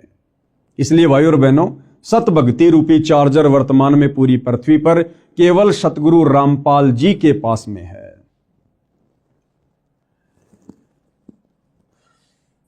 उसको न सिद्धि प्राप्त होती है, न उसकी गति होती है, न उसे सुख मिलता है। इन तीन वस्तुओं के लिए ही भक्ति की जाती है। संत गरीबदास जी ने सूक्ष्म वेद में कहा है, आदि सनातन पंथ हमारा, जानत नहीं इसे संसारा। अब ये आदरणीय गरीबदास जी कौन है, इनका सूक्ष्म वेद क्या है, ये सारी जानकारी आपको आगे इसी पुस्तक में मिलेगी। संत गरीबदास जी ने सूक्ष्म वेद में कहा है, आदि सनातन पंथ हमारा और जानत नहीं इसे संसारा। सट दर्शन सब खटपट होई, हमरा पंथ न पावे कोई। सट दर्शन सब खटपट होई, सट दर्शनी साधु, ये गिरी, पुरी, नागा, वैष्णव, ओगट, इस प्रकार के जो संप्रदाय हैं, इनको शट दर्शनी साधु कहा जाता है। कहते हैं ये तो केवल उआबाई बक रहे हैं, उल्टी साधना कर रहे हैं, मनमाना आचरण कर रहे हैं। इन सट दर्शनी साधु संतों की, इन पंथों की साधना शास्त्रों के अनुसार नहीं है। हमरा पंथ न पावे कोई, आदरणीय गरीबदास जी कह रहे हैं कि हमारे पंथ में जो शास्त्र अनुकूल साधना है, उसको कोई प्राप्त नहीं कर पा रहा है। इन पंथों से वह पंथ अलैदा, इन सट दर्शनी पंथों से उस परमपिता परमेश्वर का, अक्षर पुरुष का, सत्य पुरुष का जो पंथ है, जो भक्ति मार्ग है, वो अलग है, क्योंकि वो पांचवें वेद सूक्ष्म वेद के ऊपर आधारित है। और पंथों बीच सब ज्ञान है बैदा, और बाकी जितने भी पंथ हैं, धर्म है, उनमें जो ज्ञान है वो बैदा यानी बेकार है, व्यर्थ है, उससे मुक्ति नहीं हो सकती, लक 84 से पीछा नहीं छूट सकता। अर्थात हमारा आदि सनातन पंथ है, जिसको संसार के व्यक्ति नहीं जानते। वह आदि सनातन पंथ सब पंथों से भिन्न है। गीता अध्याय 17 श्लोक 23 में कहा है कि पूरा यानी सृष्टि की आदि में यानी शुरुआत में जिस ब्राह्मण यानी सच्चिदानंद घन ब्रह्म की साधना तीन नामों ओम तत् सत वाली की जाती थी, जो तीन विधि से सुमरण किया जाता है, सब ब्राह्मण यानी भगत यानी साधक उसी वेद जिसमें ये तीन नाम का मंत्र लिखा है उसके आधार से यज्ञ साधना करते थे। विशेष ये तीन नाम मंत्र चार वेदों में नहीं है, केवल सूक्ष्म वेद में है, पांचवें वेद में है। गीता जी अध्याय 17 श्लोक 23 में ओम तत् सत इति निर्देश ब्रह्मण त्रिविध समर्थे, ये जो तीन मंत्र हैं ओम तत् सत, ओम तो सीधा सीधा है, तत् और सत ये सांकेतिक है। ये केवल तत्वदर्शी संत ही बता सकता है, पृथ्वी पर अन्य को नहीं पता कि तत् और सत के रूप में वो वास्तविक भक्ति मंत्र क्या हैं। तो गुरुदेव भगवान कह रहे हैं कि इन चारों वेदों में और गीता जी में ओम तत् सत ये तीनों मंत्र पूर्णतया खुलासे के साथ में नहीं है। उसको देने के लिए स्वयं पूर्ण ब्रह्म परमात्मा अक्षर पुरुष ब्रह्म सत्य पुरुष तत्वदर्शी संत के रूप में धरती पर प्रकट होकर ये ज्ञान देता है, जिसके विषय में आगे हम गीता जी में पढ़ेंगे। जिसमें ये तीन नाम का मंत्र लिखा है उसके आधार से यज्ञ साधना करते थे। विशेष ये तीन नाम मंत्र चार वेदों में नहीं है, ये तीन नाम मंत्र चारों वेदों में नहीं है, गीता जी में नहीं है, मुसलमानों की तोरा जबूर इंजिल और हदीसों में नहीं है, कुरान शरीफ में, कुरान मजीद में नहीं है, गुरु ग्रंथ साहिब में नहीं है, बाइबल में नहीं है। और इन तीन नामों को प्राप्त किए बिना भाइयों और बहनों हमारी पूर्ण मुक्ति नहीं हो सकती। हम सदा सदा के लिए काललोक से बाहर नहीं निकल सकते, उस सनातन परम धाम को प्राप्त नहीं कर सकते। अब आगे भाइयों और बहनों हमने बहुत ही सावधानी से इन विषयों को समझने की आवश्यकता है, क्योंकि अभी हम इस पुस्तक की भूमिका को पढ़ रहे हैं और भूमिका को समझे बिना हमें आगे पुस्तक समझ में नहीं आएगी।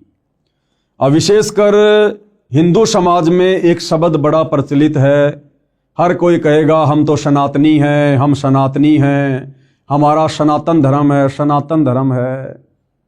जबकि सतगुरु रामपाल जी और उनके भक्तों के अलावा, सतगुरु रामपाल जी के यथार्थ 13वें कबीर पंथ के पंथियों के अलावा इस धरती पर कोई भी व्यक्ति, चाहे वो चारों शंकराचार्य हों या संत महंत मंडलेश्वर हों, उन लोगों को सनातन के सै का भी ज्ञान नहीं है, सै का भी। ये सनातन क्या है, सनातनी धर्म क्या है, सनातनी पूजा क्या है, अब आपको विस्तार से सुनने और समझने को मिलेगा। गीता अध्याय 4 श्लोक 1 और 2 में स्पष्ट किया है कि हे अर्जुन, यह योग यानी गीता वाला अर्थात चारों वेदों वाला ज्ञान, योग यानी ज्ञान भक्ति, मैंने सूर्य से कहा था।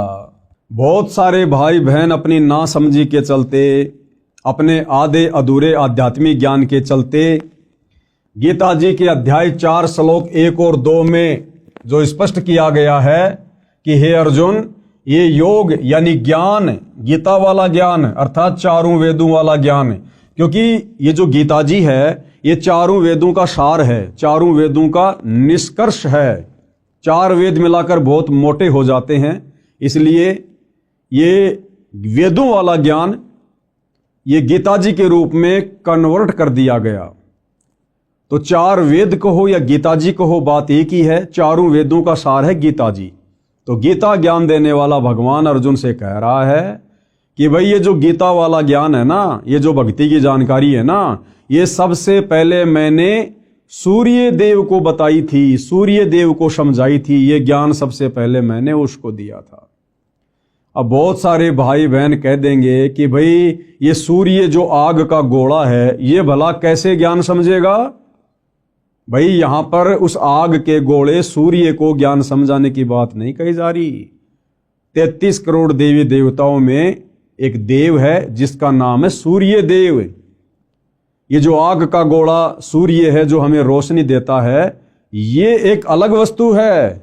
और इस आग के गोले सूर्य देव के ऊपर जिस देवता का कंट्रोल है, यानी जिस देवता के अंतर्गत ये विभाग आता है, वो सूर्य देव अलग है, वो एक देवता अलग है।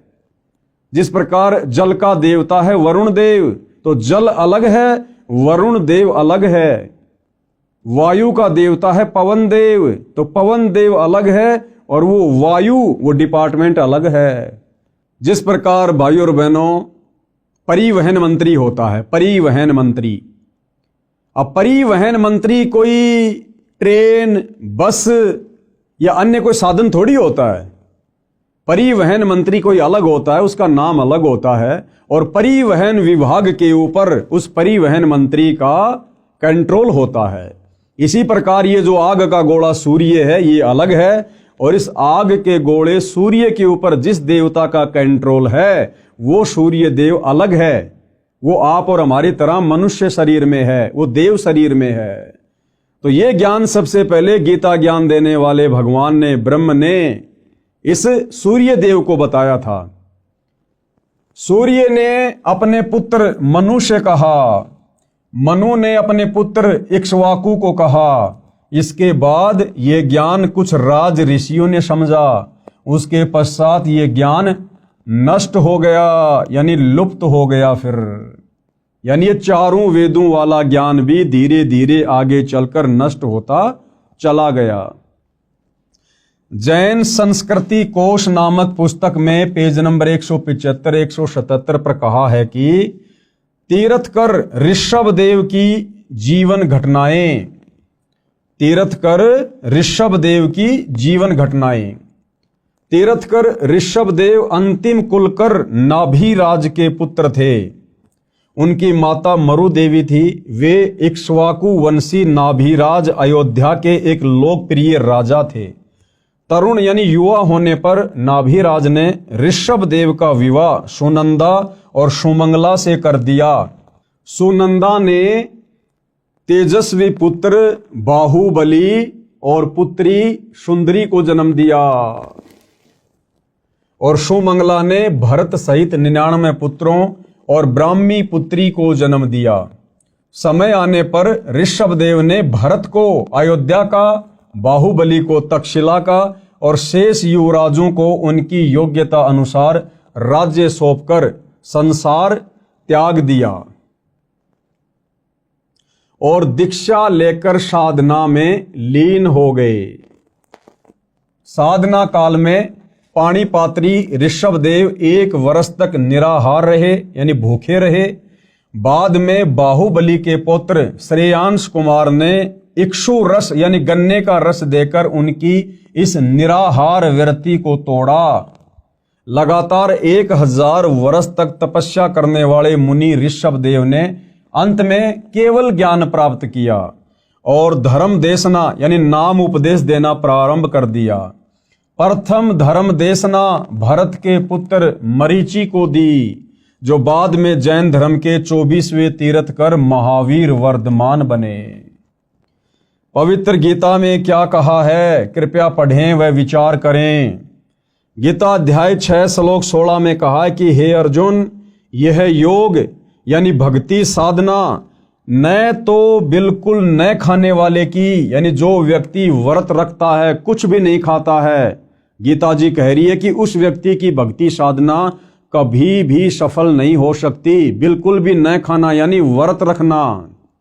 यह योग यानी भक्ति साधना न तो बिल्कुल न खाने वाले की यानी व्रत करने वाले की सिद्ध होती है, यानी बिल्कुल भी सिद्ध नहीं होगी, न अधिक खाने वाले की, न अधिक सोने वाले की, न अधिक जागने वाले की सिद्ध होती है।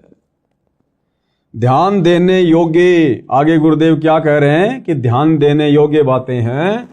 श्री ऋषभ देव जी ने गीता ज्ञान यानी चारों वेदों शास्त्रों में बताई साधना की विपरीत शास्त्र विधि को त्याग कर मनमाना आचरण अपनी इच्छा से किया, जिससे कोई लाभ नहीं हुआ, न होना था।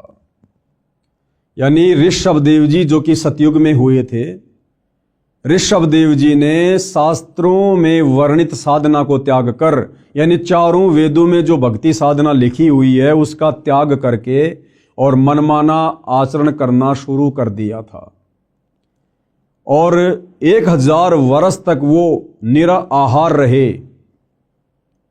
और उसके बाद जब उन्होंने सबसे पहले नाम उपदेश देना शुरू किया तो सबसे पहला उपदेश ऋषभ देव जी ने अपने पोते मारीच को दिया, मारीची को दिया।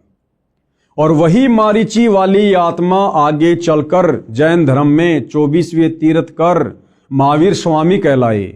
तो विचार करो भाई और बहनों, जब सतयुग में ऋषभ देव जी शास्त्र विधि को त्याग कर मनमाना आचरण करना शुरू कर चुके थे, तो उनसे उपदेश प्राप्त मारीची वाली आत्मा जो आगे चलकर जैन धर्म में 24वें तीर्थकर बने महावीर स्वामी, भला उनके पास में वेदों वाली साधना कहां से होगी। और जैन धर्म की पुस्तक है आओ जैन धर्म को जाने, उस पुस्तक में तो साफ साफ लिखा हुआ है कि महावीर स्वामी ने अपने जीवन काल में 363 पाखंड मत चलाए। 363 पाखंड मत यानी शास्त्र विधि को त्याग के मनमाना आचरण। श्री ऋषभ देव जी ने गीता ज्ञान यानी चारों वेदों में बताई साधना के विपरीत शास्त्र विधि को त्याग कर मनमाना आचरण अपनी इच्छा से किया, जिससे कोई लाभ नहीं हुआ, ना होना था। अन्य प्रमाण गीता अध्याय 17 श्लोक 5 और 6 में इस प्रकार कहा है, जो मनुष्य शास्त्र विधि रहित यानी शास्त्र विधि को त्याग कर केवल मन कल्पित घोर तप को तपते हैं, यानी जो साधना गीता में लिखी है, जो साधना चारों वेदों में लिखी है, उसके अनुसार भक्ति साधना ना करके जो मनमुखी रूप से कोई तप करता है, कोई पैदल यात्रा करता है, कोई कावड़ लेके आता है, कोई कैसा कैसा घोर तप करता है, तो कहते हैं कि शास्त्र विधि को त्याग कर केवल मन कल्पित यानी जैसा मन में आया वैसी भक्ति शुरू कर दी, या जैसा किसी ने बता दिया कि भैया फला फला जगह एक पीपल का पेड़ है, उसके चारों तरफ लाल धागा बांधने से ये सुख हो जाएगा, बेटा हो जाएगा। ये होते मन कल्पित कर्म, केवल मन कल्पित घोर तप को तपते हैं। वे शरीर में प्राणियों व कमल चक्रों में विराजमान शक्तियों को तथा हृदय में स्थित मुझको भी दुखी करने वाले हैं, वो कृष करते हैं। उन अज्ञानियों को तू आसुर स्वभाव के जान। भाई गीता ज्ञान देने वाला भगवान हिंदू भाई बहनों को विशेष तौर पर समझना चाहिए। ये गीता जी का ज्ञान पढ़ाया जा रहा आपको, कौन सा अध्याय है, कौन सा श्लोक है, आगे चलकर आपको गीता प्रेस गोरखपुर से प्रकाशित उस गीता के पेज भी दिखाए जाएंगे आपकी संतुष्टि के लिए। तो गीता का ज्ञान देने वाला भगवान खुद कह रहा है कि जो व्यक्ति चारों वेदों में और गीता जी में जो साधना करनी चाहिए जो लिखी हुई है, उस साधना को ना करके और मन कल्पित घोर तप करते हैं, यानी कावड़ लाना, पैदल यात्रा करना, बद्रीनाथ जाना, केदारनाथ जाना, अन्य घोर साधना करना, कहते हैं उस व्यक्ति को तू राक्षस स्वभाव का जान, आसुर प्रवृत्ति का। और गीता ज्ञान देने वाला कह रहा है कि ऐसे प्राणी इस मनुष्य शरीर में विराजमान कमल दल में देवी देवताओं को भी दुखी करते हैं। और गीता ज्ञान दाता कहता कि ऐसे आसुर स्वभाव वाले प्राणी मुझको भी दुखी करते हैं, और ऐसे व्यक्तियों को तो शरीर छोड़ने के बाद में मैं घोर नरक में डालता हूं, नरक में। गीता अध्याय 17 श्लोक 5 और 6 में इस प्रकार कहा है, जो मनुष्य शास्त्र विधि रहित यानी शास्त्र विधि को त्याग कर केवल मन कल्पित घोर तप को तपते हैं, वे शरीर में प्राणियों व कमल चक्रों में विराजमान शक्तियों को तथा हृदय में स्थित मुझको भी दुखी करने वाले हैं, वो कृष करने वाले हैं। उन अज्ञानियों को तू आसुर स्वभाव के जान, यानी राक्षस प्रवृत्ति वाला जान उनको। उपरोक्त गीता शास्त्र के उल्लेख से स्पष्ट हो जाता है कि इक्ष्वाकु वंशी नाभिराज तक यानी सत्य युग में लगभग 1 लाख वर्ष तक वेदों यानी गीता वाले ज्ञान अनुसार पूजा की जाती थी। यानी सतयुग में जिस समय अयोध्या के राजा नाभिराज थे, उस समय शास्त्रों के अनुसार साधना की जाती थी। लेकिन नाभिराज के बाद जब अयोध्या के राजा ऋषभ देव जी बने, तो ऋषभ देव जी ने ये चारों वेदों वाली साधना को त्याग दिया था और मनमाना आचरण करना शुरू कर दिया था। उपरोक्त गीता शास्त्र के उल्लेख से स्पष्ट हो जाता है कि इक्ष्वाकु वंशी नाभिराज तक यानी सतयुग में लगभग 1,00,000 वर्ष तक वेदों यानी गीता वाले ज्ञान अनुसार पूजा की जाती थी। उसके पुत्र ऋषभदेव जी से यानी नाभिराज के पुत्र ऋषभदेव जी से शास्त्र विधि त्याग कर मनमाना आचरण प्रारंभ हुआ। यानी जैन भाई जिसे अपना प्रथम तीर्थकर कहते हैं ऋषभदेव, उस ऋषभदेव ने सतयुग से ही चारों वेदों वाली साधना को छोड़कर मनमुखी साधना शुरू कर दी थी। तो गुरुदेव भगवान का कहने का मतलब है कि जब तुम्हारे प्रथम तीर्थकर ऋषभदेव ने सतयुग में ही मनमाना आचरण करना शुरू कर दिया था, जिस भक्ति के करने से ना सिद्धि मिलती है, ना रिद्धि मिलती है, ना सुख होता है, ना मोक्ष होता है, तो वर्तमान के जैन भाई महावीर स्वामी को अपना परमात्मा मानकर, भगवान मानकर जो साधना कर रहे हैं, उस साधना से तो जैन समाज के भाई बंधु लाख जन्म भी सुख और मोक्ष प्राप्त नहीं कर सकते। और श्री महावीर स्वामी जी तो वैसे ही 363 और नए नए पाखंड मत चलाकर चले गए, जैसे नंगा रहना, मुंह के ऊपर पट्टी बांधना, नंगे पैर रहना, ये इस प्रकार के 363 पाखंड मत चलाकर चले गए थे। सूर्य अस्त होने से पहले भोजन कर लेना, प्याज लहसुन का प्रयोग नहीं कर लेना, ये पाखंड मत में आते हैं जो महावीर स्वामी जी ने शुरू किए। और सनातनी पूजा का अंत हुआ, यानी सतयुग में जब से ऋषभदेव जी ने शास्त्र विधि को त्याग कर मनमानी साधना शुरू की, उसी समय से सनातनी पूजा का अंत हुआ, उसी समय से सनातनी पूजा समाप्त हो गई थी। श्री ऋषभदेव जी की पूजा यानी घोर तप करना वेदों के अनुसार साधना नहीं है, इसलिए ऋषभदेव जी की भक्ति शास्त्र विधि त्याग कर मनमाना आचरण था, जिससे उनका जीवन नष्ट हो गया था। यानी ऋषभदेव जी 84 लाख योनियों में चले गए फिर गधे कुत्ते सुअर बनने के लिए, उनका मोक्ष नहीं हुआ। प्रमाण श्रीमद् भागवत सुधा सागर सुख सागर उस पुराण में इस प्रकार है। क्या लिखा हुआ है? एक समय ऋषभदेव जी मुख में पत्थर का टुकड़ा लेकर नग्न अवस्था में वन में घूम रहे थे। जंगल में आग लग गई, उस दावानल में ऋषभदेव जी जलकर मर गए। यह पौराणिक कथा है। क्या ये गति यानी मुक्ति हो गई? उसी समय से ये शास्त्र विधि त्याग कर मनमाना आचरण सब ऋषि जन करने लगे। प्रमाण के लिए किसी भी पुराण को पढ़ो, लिखा है कि उस ऋषि ने इतने वर्ष घोर तप किया, उसने इतने वर्ष तक तप किया आदि आदि, फिर वे शास्त्र विधि विरुद्ध साधक ऋषिजन अपना अपना अनुभव जो शास्त्र विरुद्ध साधना से हुआ उसका कथन करने लगे। अन्य ऋषिजन एक दूसरे की सुनकर आगे उन्हीं शास्त्रों के विपरीत ज्ञान को सुनाने लगे, जिनसे 18 पुराण बन गए। यानी सतयुग में अयोध्या के राजा ऋषभदेव जी ने चारों वेदों वाली साधना को त्याग कर जो मनमाना आचरण किया, पाखंड किया, आडंबर किया, उसको आधार बनाकर फिर आगे ऋषि मुनि साधु संत महात्माओं ने वैसी भक्ति करनी शुरू कर दी ऋषभदेव जैसी वाली। घर परिवार को छोड़कर संन्यास लेकर जंगलों में चले जाते थे, गुफाओं में रहा करते थे, घोर तप किया करते थे, जिस घोर तप को तपने के लिए गीता जी मना कर रही है।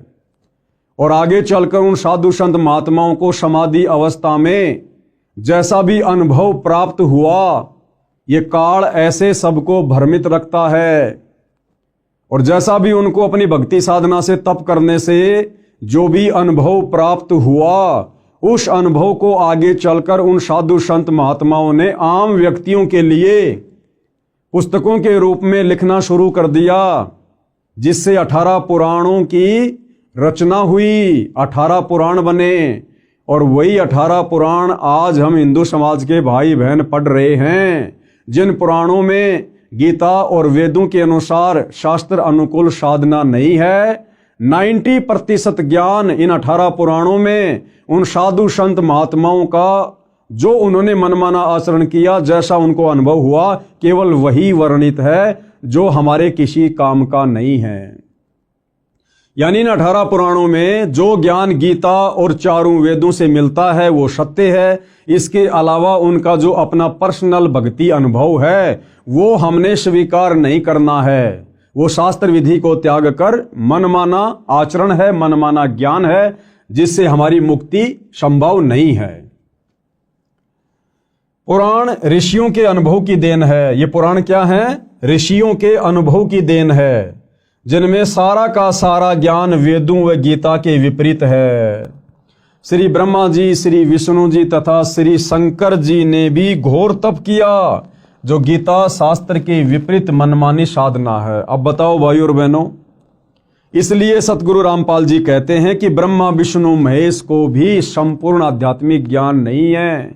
ब्रह्मा विष्णु महेश भी 184 योनियों में जाते हैं, अपने कर्म का भोग भोगते हैं।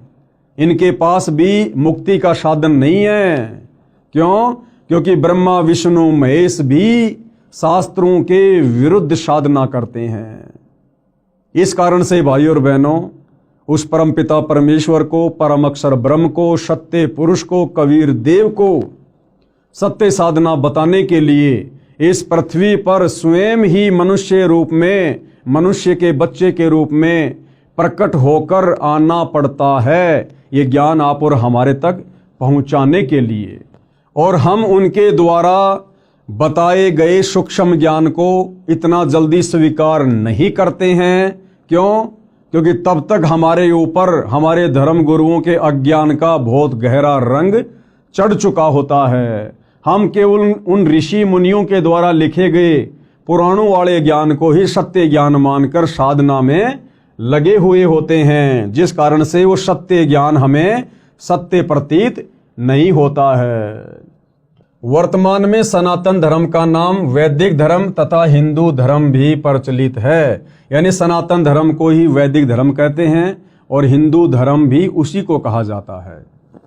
आदि शंकराचार्य जी ने देवी देवताओं की पूजा का विधान बताया और पुराणों के ज्ञान को सनातन धर्म यानी हिंदू धर्म में दृढ़ता के साथ प्रवेश कर दिया। ये जो हिंदू धर्म है, इसकी शुरुआत आदि शंकराचार्य जी से हुई। आदि शंकराचार्य जी आज से लगभग 3200 वर्ष पहले हुए हैं और उन्होंने यहाँ आकर हम प्राणियों को शास्त्रों के विरुद्ध, चारों वेदों के विरुद्ध देवी देवताओं की पूजा पर आधारित कर दिया, जिस कारण से हिंदू धर्म की शुरुआत हुई। आदि शंकराचार्य जी ने देवी देवताओं की पूजा का विधान बताया और पुराणों के ज्ञान को सनातन धर्म यानी हिंदू धर्म में दृढ़ता के साथ प्रवेश कर दिया। गीता अध्याय 4 श्लोक 1 और 2 को फिर पढ़ते हैं, जिनमें गीता ज्ञानदाता ने अर्जुन से कहा है कि मैंने इस योग यानी गीता वाले वेद ज्ञान को, क्योंकि श्रीमद् भगवत गीता चारों वेदों का सार है यानी संक्षिप्त रूप है, इस तथ्य को पूरा हिंदू समाज मानता है। तो गीता ज्ञानदाता ने क्या कहा कि ये गीता वाला ज्ञान, चारों वेदों वाला ज्ञान, सबसे पहले मैंने किसको कहा? सूर्य से कहा था। सूर्य ने अपने पुत्र वैश्वत यानी मनु से कहा और मनु ने अपने पुत्र इक्ष्वाकु से कहा। गीता अध्याय 4 श्लोक 1 में इसका वर्णन है। हे परंतप अर्जुन, इस प्रकार परंपरा से प्राप्त इस योग यानी ज्ञान को, यानी गीता उर्फ वेद ज्ञान को राज ऋषियों ने जाना। किसने जाना? इन राज ऋषियों ने जाना। मनु जैसे ने, वैश्वत जैसे ने, इक्ष्वाकु जैसे ने, ये राजाओं के दरबार में रहा करते थे, उनके धर्म गुरु बनकर, राजगुरु बनकर। तो गीता ज्ञान देने वाला भगवान कह रहा कि हे अर्जुन, इस प्रकार इस ज्ञान को इन राज ऋषियों ने जाना। हे परंतप अर्जुन, इस प्रकार परंपरा से प्राप्त इस योग को यानी गीता उर्फ वेद ज्ञान को राज ऋषियों ने जाना, किंतु उसके बाद वह योग यानी वेद ज्ञान बहुत समय से इस पृथ्वी लोक में नष्ट हो गया यानी लुप्त हो गया। गीता अध्याय 4 श्लोक 2 में ऐसा वर्णन है। ध्यान दें तो श्लोक 2 के मूल पाठ में नष्ट शब्द है, जिसका अर्थ नष्ट हो गया, सटीक अर्थ है।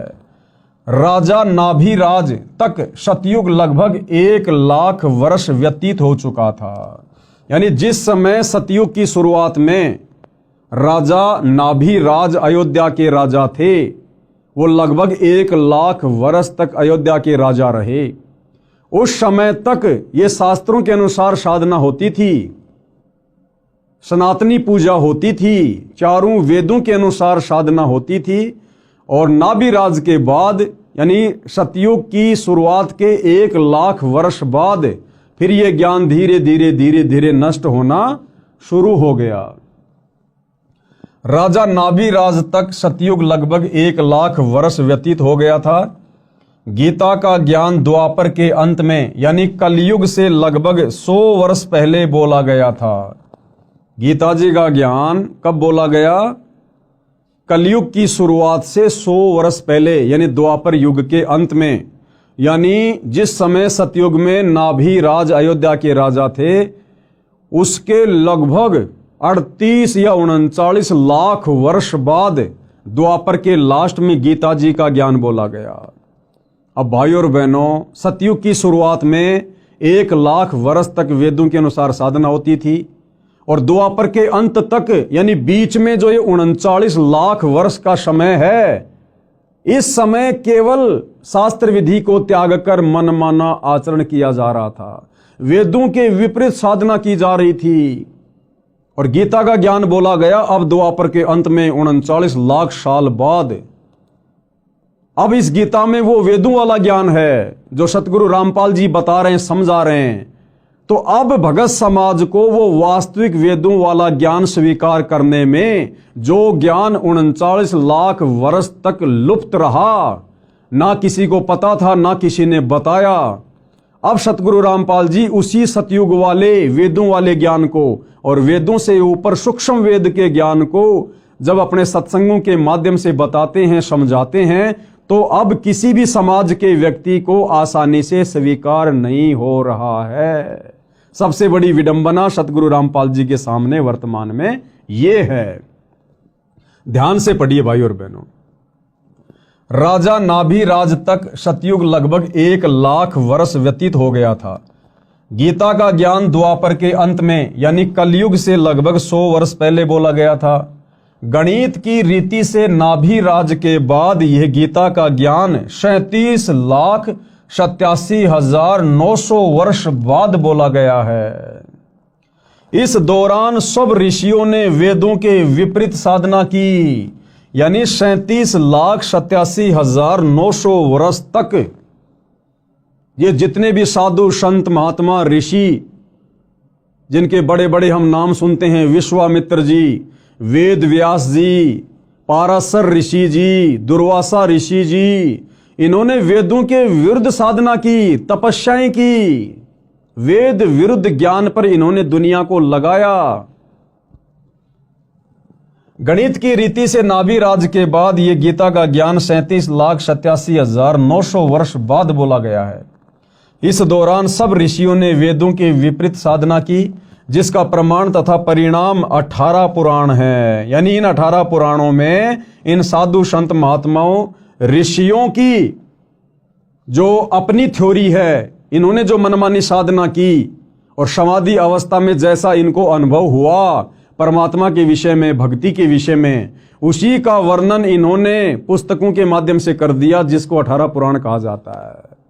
यानी 18 पुराणों में कंप्लीट ज्ञान नहीं है, वेदों वाला ज्ञान भी नहीं है, गीता वाला ज्ञान भी नहीं है। ऋषि विशेष के अनुभव ज्यादा हैं जो हमारे किसी काम के नहीं हैं। पुराणों में कोई भी साधना गीता यानी वेदों के अनुसार नहीं है। इन पुराणों में कोई भी साधना वेद या गीता के अनुसार नहीं है। यहां केवल 2 शब्द लिख रहा हूं ताकि बुद्धिमान संकेत समझें। विस्तार से इस पुस्तक में आगे लिखा है। यानी सतगुरु रामपाल जी कहना ये चाहते हैं कि भाई, अगर आपने सत्य आध्यात्मिक ज्ञान समझना है, आपने वेदों वाला ज्ञान और वेदों से ऊपर सूक्ष्म वेद का ज्ञान समझना है, अपने मनुष्य जन्म को भक्ति करके सफल करना है, अपना मोक्ष करवाना है, दुखों से छुटकारा प्राप्त करना है, और जब तक हम यहाँ रहेंगे तब तक आपको सुख प्राप्त करना है, तो आपने बहुत ही धैर्य पूर्वक इस सत्य ज्ञान को जो वर्तमान में सतगुरु रामपाल जी के द्वारा बताया जा रहा है, समझाया जा रहा है, सत्संगों के माध्यम से या पुस्तकों में लिखकर, उसको बहुत ही धैर्यपूर्वक और निष्पक्ष होकर सुनने और समझने की आवश्यकता है। प्रमाण गीता के विपरीत साधना का गीता अध्याय 9 श्लोक 25 में कहा है कि जो पितर पूजता है पितरों को प्राप्त होगा। गीता अध्याय 9 श्लोक 25 में लिखा है कि जो व्यक्ति पितरों की पूजा करता है वो पितरों को प्राप्त होगा। यानी हम जो अपने बाप दादाओं के श्राद्ध निकालते हैं, ये पितृ पूजा है, ये भूत पूजा है। हमारे पूर्वज शास्त्रों के विरुद्ध साधना करके वो पितृ बन गए, जिनके हम श्राद्ध निकाल रहे हैं वो भूत बने हुए हैं। तो यदि हम गीता अध्याय 9 श्लोक 25 के अनुसार पितृ पूजा करेंगे, भूतों की पूजा करेंगे, श्राद्ध निकालेंगे, समाधि पूजेंगे, तो हम अपने पूर्वजों के पास चले जाएंगे जो भूत बने हुए हैं, जो पितृ बने हुए हैं। और पितृ तो वैसे ही महादुखी, तो भला कैसे हमारी मुक्ति होगी? इसलिए हमने बहुत ही धैर्यपूर्वक संत रामपाल जी के ज्ञान को सुनना और समझना पड़ेगा। गीता अध्याय 9 श्लोक 25 में कहा है कि जो पितृ पूजता है पितरों को प्राप्त होगा, यानी वो पितृ बनेगा।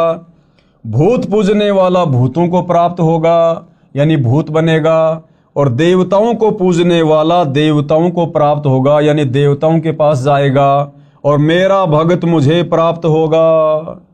और जो देवताओं की पूजा करेंगे वो देवताओं के लोक में जाएंगे, देवताओं के लोक में जाकर उनके नौकर बनेंगे, उनके गण बनेंगे।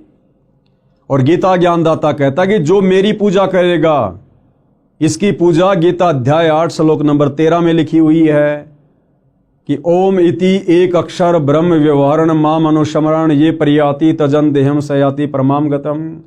कि भाई अर्जुन, मुझ ब्रह्म की साधना का एक ओम मंत्र है, और जो व्यक्ति अंतिम श्वास तक ओम नाम की साधना विधिवत करता है मर्यादाओं में रहकर, शरीर छूटने के बाद वो मेरे ब्रह्मलोक में आता है। और गीता अध्याय 8 श्लोक नंबर 16 में ब्रह्म कह रहा है कि मेरे लोक में आने वाला भी वापस नीचे जाता है, नरक भोगता है, 84 में जाता है। यानी पूर्ण मुक्ति ब्रह्म के ब्रह्मलोक में भी नहीं है। देवताओं को पूजने वाला देवताओं को प्राप्त होगा, यानी देवताओं के पास जाएगा। और गीता ज्ञान देने वाला कह रहा है कि मेरा भगत मुझे प्राप्त होगा।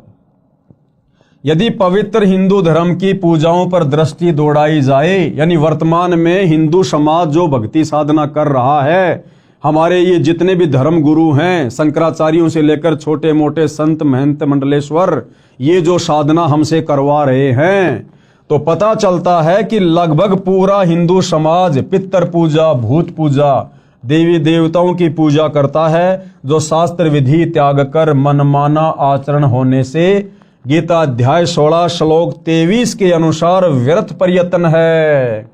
यानी वर्तमान हिंदू समाज में जो साधना प्रचलित है, उस साधना के करने से हमें किसी भी प्रकार से रिद्धि सिद्धि या मोक्ष प्राप्त सौपन में भी नहीं हो सकता है। सनातनी पूजा का पुनः उत्थान अब सतगुरु रामपाल जी के प्रयासों से, उनके भक्तों के द्वारा दिन रात उनकी पुस्तकों का, उनके सत्संगों का जो प्रचार प्रसार किया जा रहा है, जिस ज्ञान को आम समाज में उतारा जा रहा है, तो ये सतगुरु रामपाल जी का एक प्रयास है कि दोबारा से सनातनी पूजा का उत्थान किया जाए। यानी दोबारा से लोगों को वेदों की ओर लेकर जाया जाए। ये बाकी जितने भी लोग सनातन की बात करते हैं, सनातनी होने की बात करते हैं, सनातन का झंडा लेकर कहीं भी खड़े हो जाते हैं, रैलियां निकालते हैं, इन लोगों को तो सनातन के सह का भी ज्ञान नहीं है, सह का भी, कि सनातन होता क्या है। असल में सनातनी पूजा का उत्थान, यानी सनातन धर्म में सनातनी पूजा को सतगुरु रामपाल जी पुनः खड़ा करने में लगे हुए हैं। अब ये बात उनके सत्संग सुनने से और इन पुस्तकों को अच्छे से देखने, सुनने और पढ़ने से समझ में आएगी। सनातनी पूजा का उत्थान, मैं यानी लेखक कौन? सतगुरु रामपाल जी। मैं तथा 90% मेरे अनुयायी हिंदू हैं।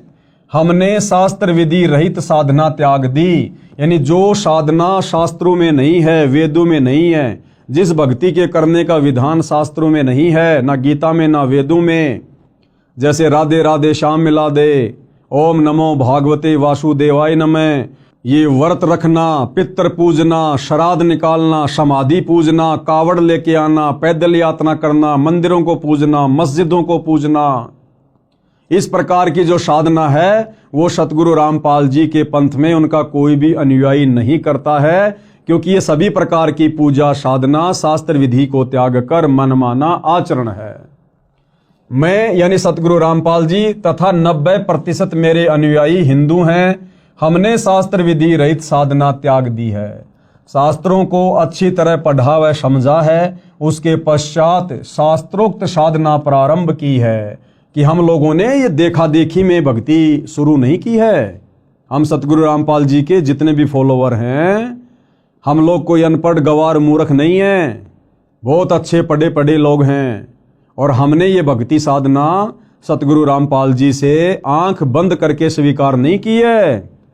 सतगुरु रामपाल जी ने प्रोजेक्टर पर, टीवी चैनलों पर सौ प्रमाण दिए हैं, गीता से, वेद से, कुरान से, पुराण से, सभी धर्म ग्रंथों से, और साबित किया है कि जो साधना वर्तमान में उनके पास है वो पृथ्वी पर किसी अन्य साधु संत महात्मा के पास नहीं है। इसलिए हम लोगों ने अपनी आंखों से सौ प्रमाण देखकर सतगुरु रामपाल जी की शास्त्र अनुकूल सत्य साधना ग्रहण की है, जो कि सर्व शास्त्रों से प्रमाणित है। वह इस प्रकार है। गीता अध्याय 4 श्लोक 34 को भी पढ़ें, जिसमें कहा है कि उस ज्ञान को, सूक्ष्म वेद वाले ज्ञान को तू तत्वदर्शी संतों के पास जाकर प्राप्त कर। अब देखो भाइयों और बहनों, गीता का ज्ञान देने वाला भगवान, आप चाहे उसको श्री कृष्ण कहो, चाहे उसको ब्रह्म कहो, गीता अध्याय 4 श्लोक 34 में क्या कह रहा है, जिसमें कहा है कि उस ज्ञान को, कौन से ज्ञान को, सूक्ष्म वेद वाले ज्ञान को, चारों वेदों का जो पिता है, 5वां वेद सूक्ष्म वेद, गीता ज्ञान देने वाला भगवान कह रहा कि हे अर्जुन, उस सूक्ष्म वेद वाले ज्ञान को तू तत्वदर्शी संतों के पास जाकर प्राप्त कर। अब विचार करो भाइयों और बहनों, जब गीता का ज्ञान देने वाला भगवान अपने हाथ खड़े कर रहा है कि हे अर्जुन, उस सूक्ष्म वेद वाले ज्ञान को, उस तत्व ज्ञान को, जिससे पूर्ण मुक्ति होगी, पूर्ण मोक्ष होगा, कभी 84 में नहीं जाना पड़ेगा, उस ज्ञान को अर्जुन तू किसी तत्वदर्शी संतों के पास जाकर समझ। यानी वो वास्तविक ज्ञान, सूक्ष्म वेद वाला ज्ञान, मुक्ति का ज्ञान गीता ज्ञान देने वाले भगवान के पास भी नहीं है। अन्यथा उस ज्ञान की प्राप्ति के लिए अर्जुन को तत्वदर्शी संतों की शरण में जाने को नहीं बोलता। अगर गीता ज्ञान दाता के पास वो ज्ञान होता, अगर गीता ज्ञान देने वाला भगवान तत्वदर्शी होता, तो कह देता कि अर्जुन ले बैठ सामने, मैं तेरे को सत्संग करके सुनाता हूं वो ज्ञान। लेकिन गीता ज्ञान दाता ने स्पष्ट कर दिया कि भाई वो ज्ञान मेरे पास भी नहीं है जिससे पूर्ण मोक्ष हो जाए, पूर्ण मुक्ति हो जाए, जन्म मरण सदा के लिए समाप्त हो जाए, ये जीवात्मा मुक्त होकर सनातन परम धाम सतलोक में चली जाए। कहते हैं उसके लिए तू किसी तत्वदर्शी संत के पास जा। और भाई और बहनों, वो तत्वदर्शी संत जिसकी तरफ संकेत गीता ज्ञान देने वाला भगवान गीता अध्याय 4 श्लोक 34 में कर रहा है, वर्तमान में निसंदेह इस पृथ्वी पर सतगुरु रामपाल जी हैं, जिन्होंने चारों वेदों को, गीता जी को, कुरान, बाइबल, तौरेत, जबूर, इंजिल, हदीसें, गुरु ग्रंथ साहिब, 18 पुराण, सभी धर्मों के सभी शास्त्रों का निचोड़ निकाल के रख दिया है। जो निचोड़, जो निष्कर्ष हमारे धर्म के धर्म गुरु लाखों वर्षों से नहीं निकाल पाए, समाज को नहीं दे पाए, वो निष्कर्ष अध्यात्म का, भक्ति का इन्हीं धर्मशास्त्रों से सतगुरु रामपाल जी ने निकाल कर अपने सत्संगों में डाल दिया है, अपनी पुस्तकों में लिख दिया है। अब यदि आवश्यकता है तो उनके सत्संग सुनने की, उनके कर कमल से लिखित पुस्तकों को धैर्यपूर्वक पढ़ने की। तो क्या कहा जा रहा है, गीता अध्याय 4 श्लोक 34 को भी पढ़ें, जिसमें कहा है कि उस ज्ञान को, यानी सूक्ष्म वेद वाले ज्ञान को तू तत्वदर्शी संतों के पास जाकर प्राप्त कर। विचारणीय विषय यह है कि तत्व ज्ञान गीता में नहीं है। भाइयों और बहनों, अगर गीता में वो तत्व ज्ञान होता तो गीता ज्ञान देने वाला भगवान ये कभी भी नहीं कहता कि अर्जुन तू उस ज्ञान को तत्वदर्शी संतों के पास जाकर प्राप्त कर। इसलिए यहां पर क्या कहा गया है, इसलिए यहां पर कहा जा रहा है कि विचारणीय विषय यह है कि तत्व ज्ञान गीता में नहीं है। यदि होता तो गीता ज्ञान देने वाला ये नहीं कहता कि तत्व ज्ञान को तत्वदर्शी संतों से जान। तत्वदर्शी संत के अभाव में मानव समाज मनमाना आचरण करके अपना मानव जीवन नष्ट कर रहा है। इस तत्व ज्ञान के अभाव में सतगुरु रामपाल जी को सतगुरु धारण ना करने के कारण, उनके प्रवचन सत्संग ना सुन पाने के कारण ये भगत समाज अपने अनमोल मनुष्य जीवन को वर्तमान में बर्बाद कर रहा है। भले चाहे कोई अपने आप को कितना ही ज्ञानी समझे, कितना ही बड़ा संस्कृत का ज्ञाता समझे, चाहे वो शंकराचार्य बन के क्यों ना बैठा है, वो व्यक्ति अपने मनुष्य जन्म को तत्वदर्शी संत की शरण के अभाव में नष्ट कर रहा है। और भाई और बहनों, जब ये ज्ञान गीता ज्ञान देने वाले भगवान के पास नहीं है तो यहां के शंकराचार्यों के पास में कहां से आ जाएगा। और शंकराचार्यों के पास नहीं है तो आम हिंदू समाज में ये ज्ञान कहां से आ जाएगा। तो सब लोग शास्त्र विधि को त्याग कर मनमाना आचरण करने में लगे हुए हैं, जिसका नतीजा अंत में नरक भोगना पड़ेगा। 184 योनियों में गधे कुत्ते सूअर के शरीरों में कष्ट उठाना पड़ेगा और युगो युगो यूं ही भूत प्रेत पितर बनकर भटकना पड़ेगा। जब गीता अध्याय 4 श्लोक 34 वाला तत्वदर्शी संत मिल जाता है, वह संपूर्ण अध्यात्म ज्ञान बताता है, जिसको सुन समझकर बुद्धिमान अपनी साधना शास्त्रों के अनुसार करता है, जीवन धन्य कर लेता है, एक धर्म यानी मानव धर्म बन जाता है। और सतगुरु रामपाल जी का नारा है, जब आप उनके कर कमल से लिखित पवित्र पुस्तक ज्ञान गंगा को पढ़ेंगे तो ज्ञान गंगा पुस्तक को खोलने से पहले ऊपर कवर पर लिखा है कि जीव हमारी जाति है और मानव धर्म हमारा। कौन सा? मानव। जीव हमारी जाति है, मानव धर्म हमारा। हिंदू मुस्लिम सिख ईसाई धर्म नहीं कोई न्यारा। संत गरीबदास जी, गांव छुडानी, जिला झज्जर, हरियाणा, भारत ने अपनी अमृतवाणी में कहा है कि गरीब ऐसा निर्मल नाम है, निर्मल करे शरीर, और ज्ञान मंडलीक हैं चकवे ज्ञान कबीर। आदरणीय गरीबदास जी को जब कबीर परमात्मा यानी परम अक्षर ब्रह्म सत्य पुरुष मिले, उनको शतलोक दिखाया, उनको ज्ञान दिया, उनका ज्ञान योग खोला, तो अपने परमपिता परमेश्वर कबीर साहिब की महिमा करते हुए, उनके तत्व ज्ञान का बखान करते हुए गरीबदास जी ने अपनी वाणी में क्या कहा है? गरीब ऐसा निर्मल ज्ञान है कि उस कबीर परमात्मा का ज्ञान ऐसा निर्मल है, ऐसा प्यारा है। निर्मल करे शरीर, यानी जब हम उसके ज्ञान को ग्रहण करके, उनकी शरण ग्रहण करके, उनके द्वारा बताई गई साधना करेंगे तो हमारा शरीर निर्मल होता चला जाएगा, हमारे पाप कर्म उस साधना के करने से कटते चले जाएंगे। और ज्ञान मंडलिक है, उस कबीर परमात्मा के तत्व ज्ञान के अलावा और पृथ्वी पर जो भी ज्ञान है किसी भी साधु संत महात्मा का, कहते हैं वो तो मंडलिक है। मंडलिक यानी क्षेत्रीय ज्ञान है। और ज्ञान मंडलिक है चकवे ज्ञान कबीर। और कबीर जी का जो तत्व ज्ञान है, शास्त्र अनुकूल ज्ञान है, वो तो चकवे यानी जैसे चक्रवर्ती राजा होता है, पूरी पृथ्वी पर उसका साम्राज्य होता है, तो कबीर जी का जो तत्व ज्ञान है उसको चकवे ज्ञान की संज्ञा दी गई है। यानी सारी सृष्टि में केवल कबीर जी का ही ज्ञान सत्य है।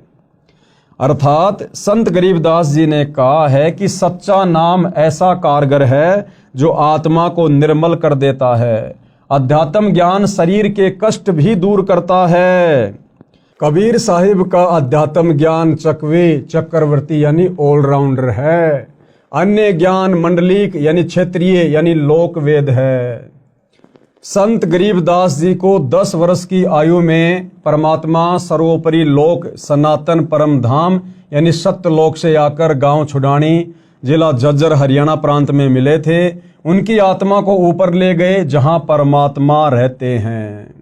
अब भाइयों और बहनों, वो परमात्मा कौन है, वो दिखने में कैसा है, उस परमात्मा की भक्ति क्या है, उस परमात्मा की प्राप्ति कैसे होगी, इन समस्त बातों का जिक्र हम इस पवित्र पुस्तक हिंदू साहिबान नहीं समझे गीता वेद पुराण इसके अगले एपिसोड यानी वीडियो नंबर 2 में समझेंगे।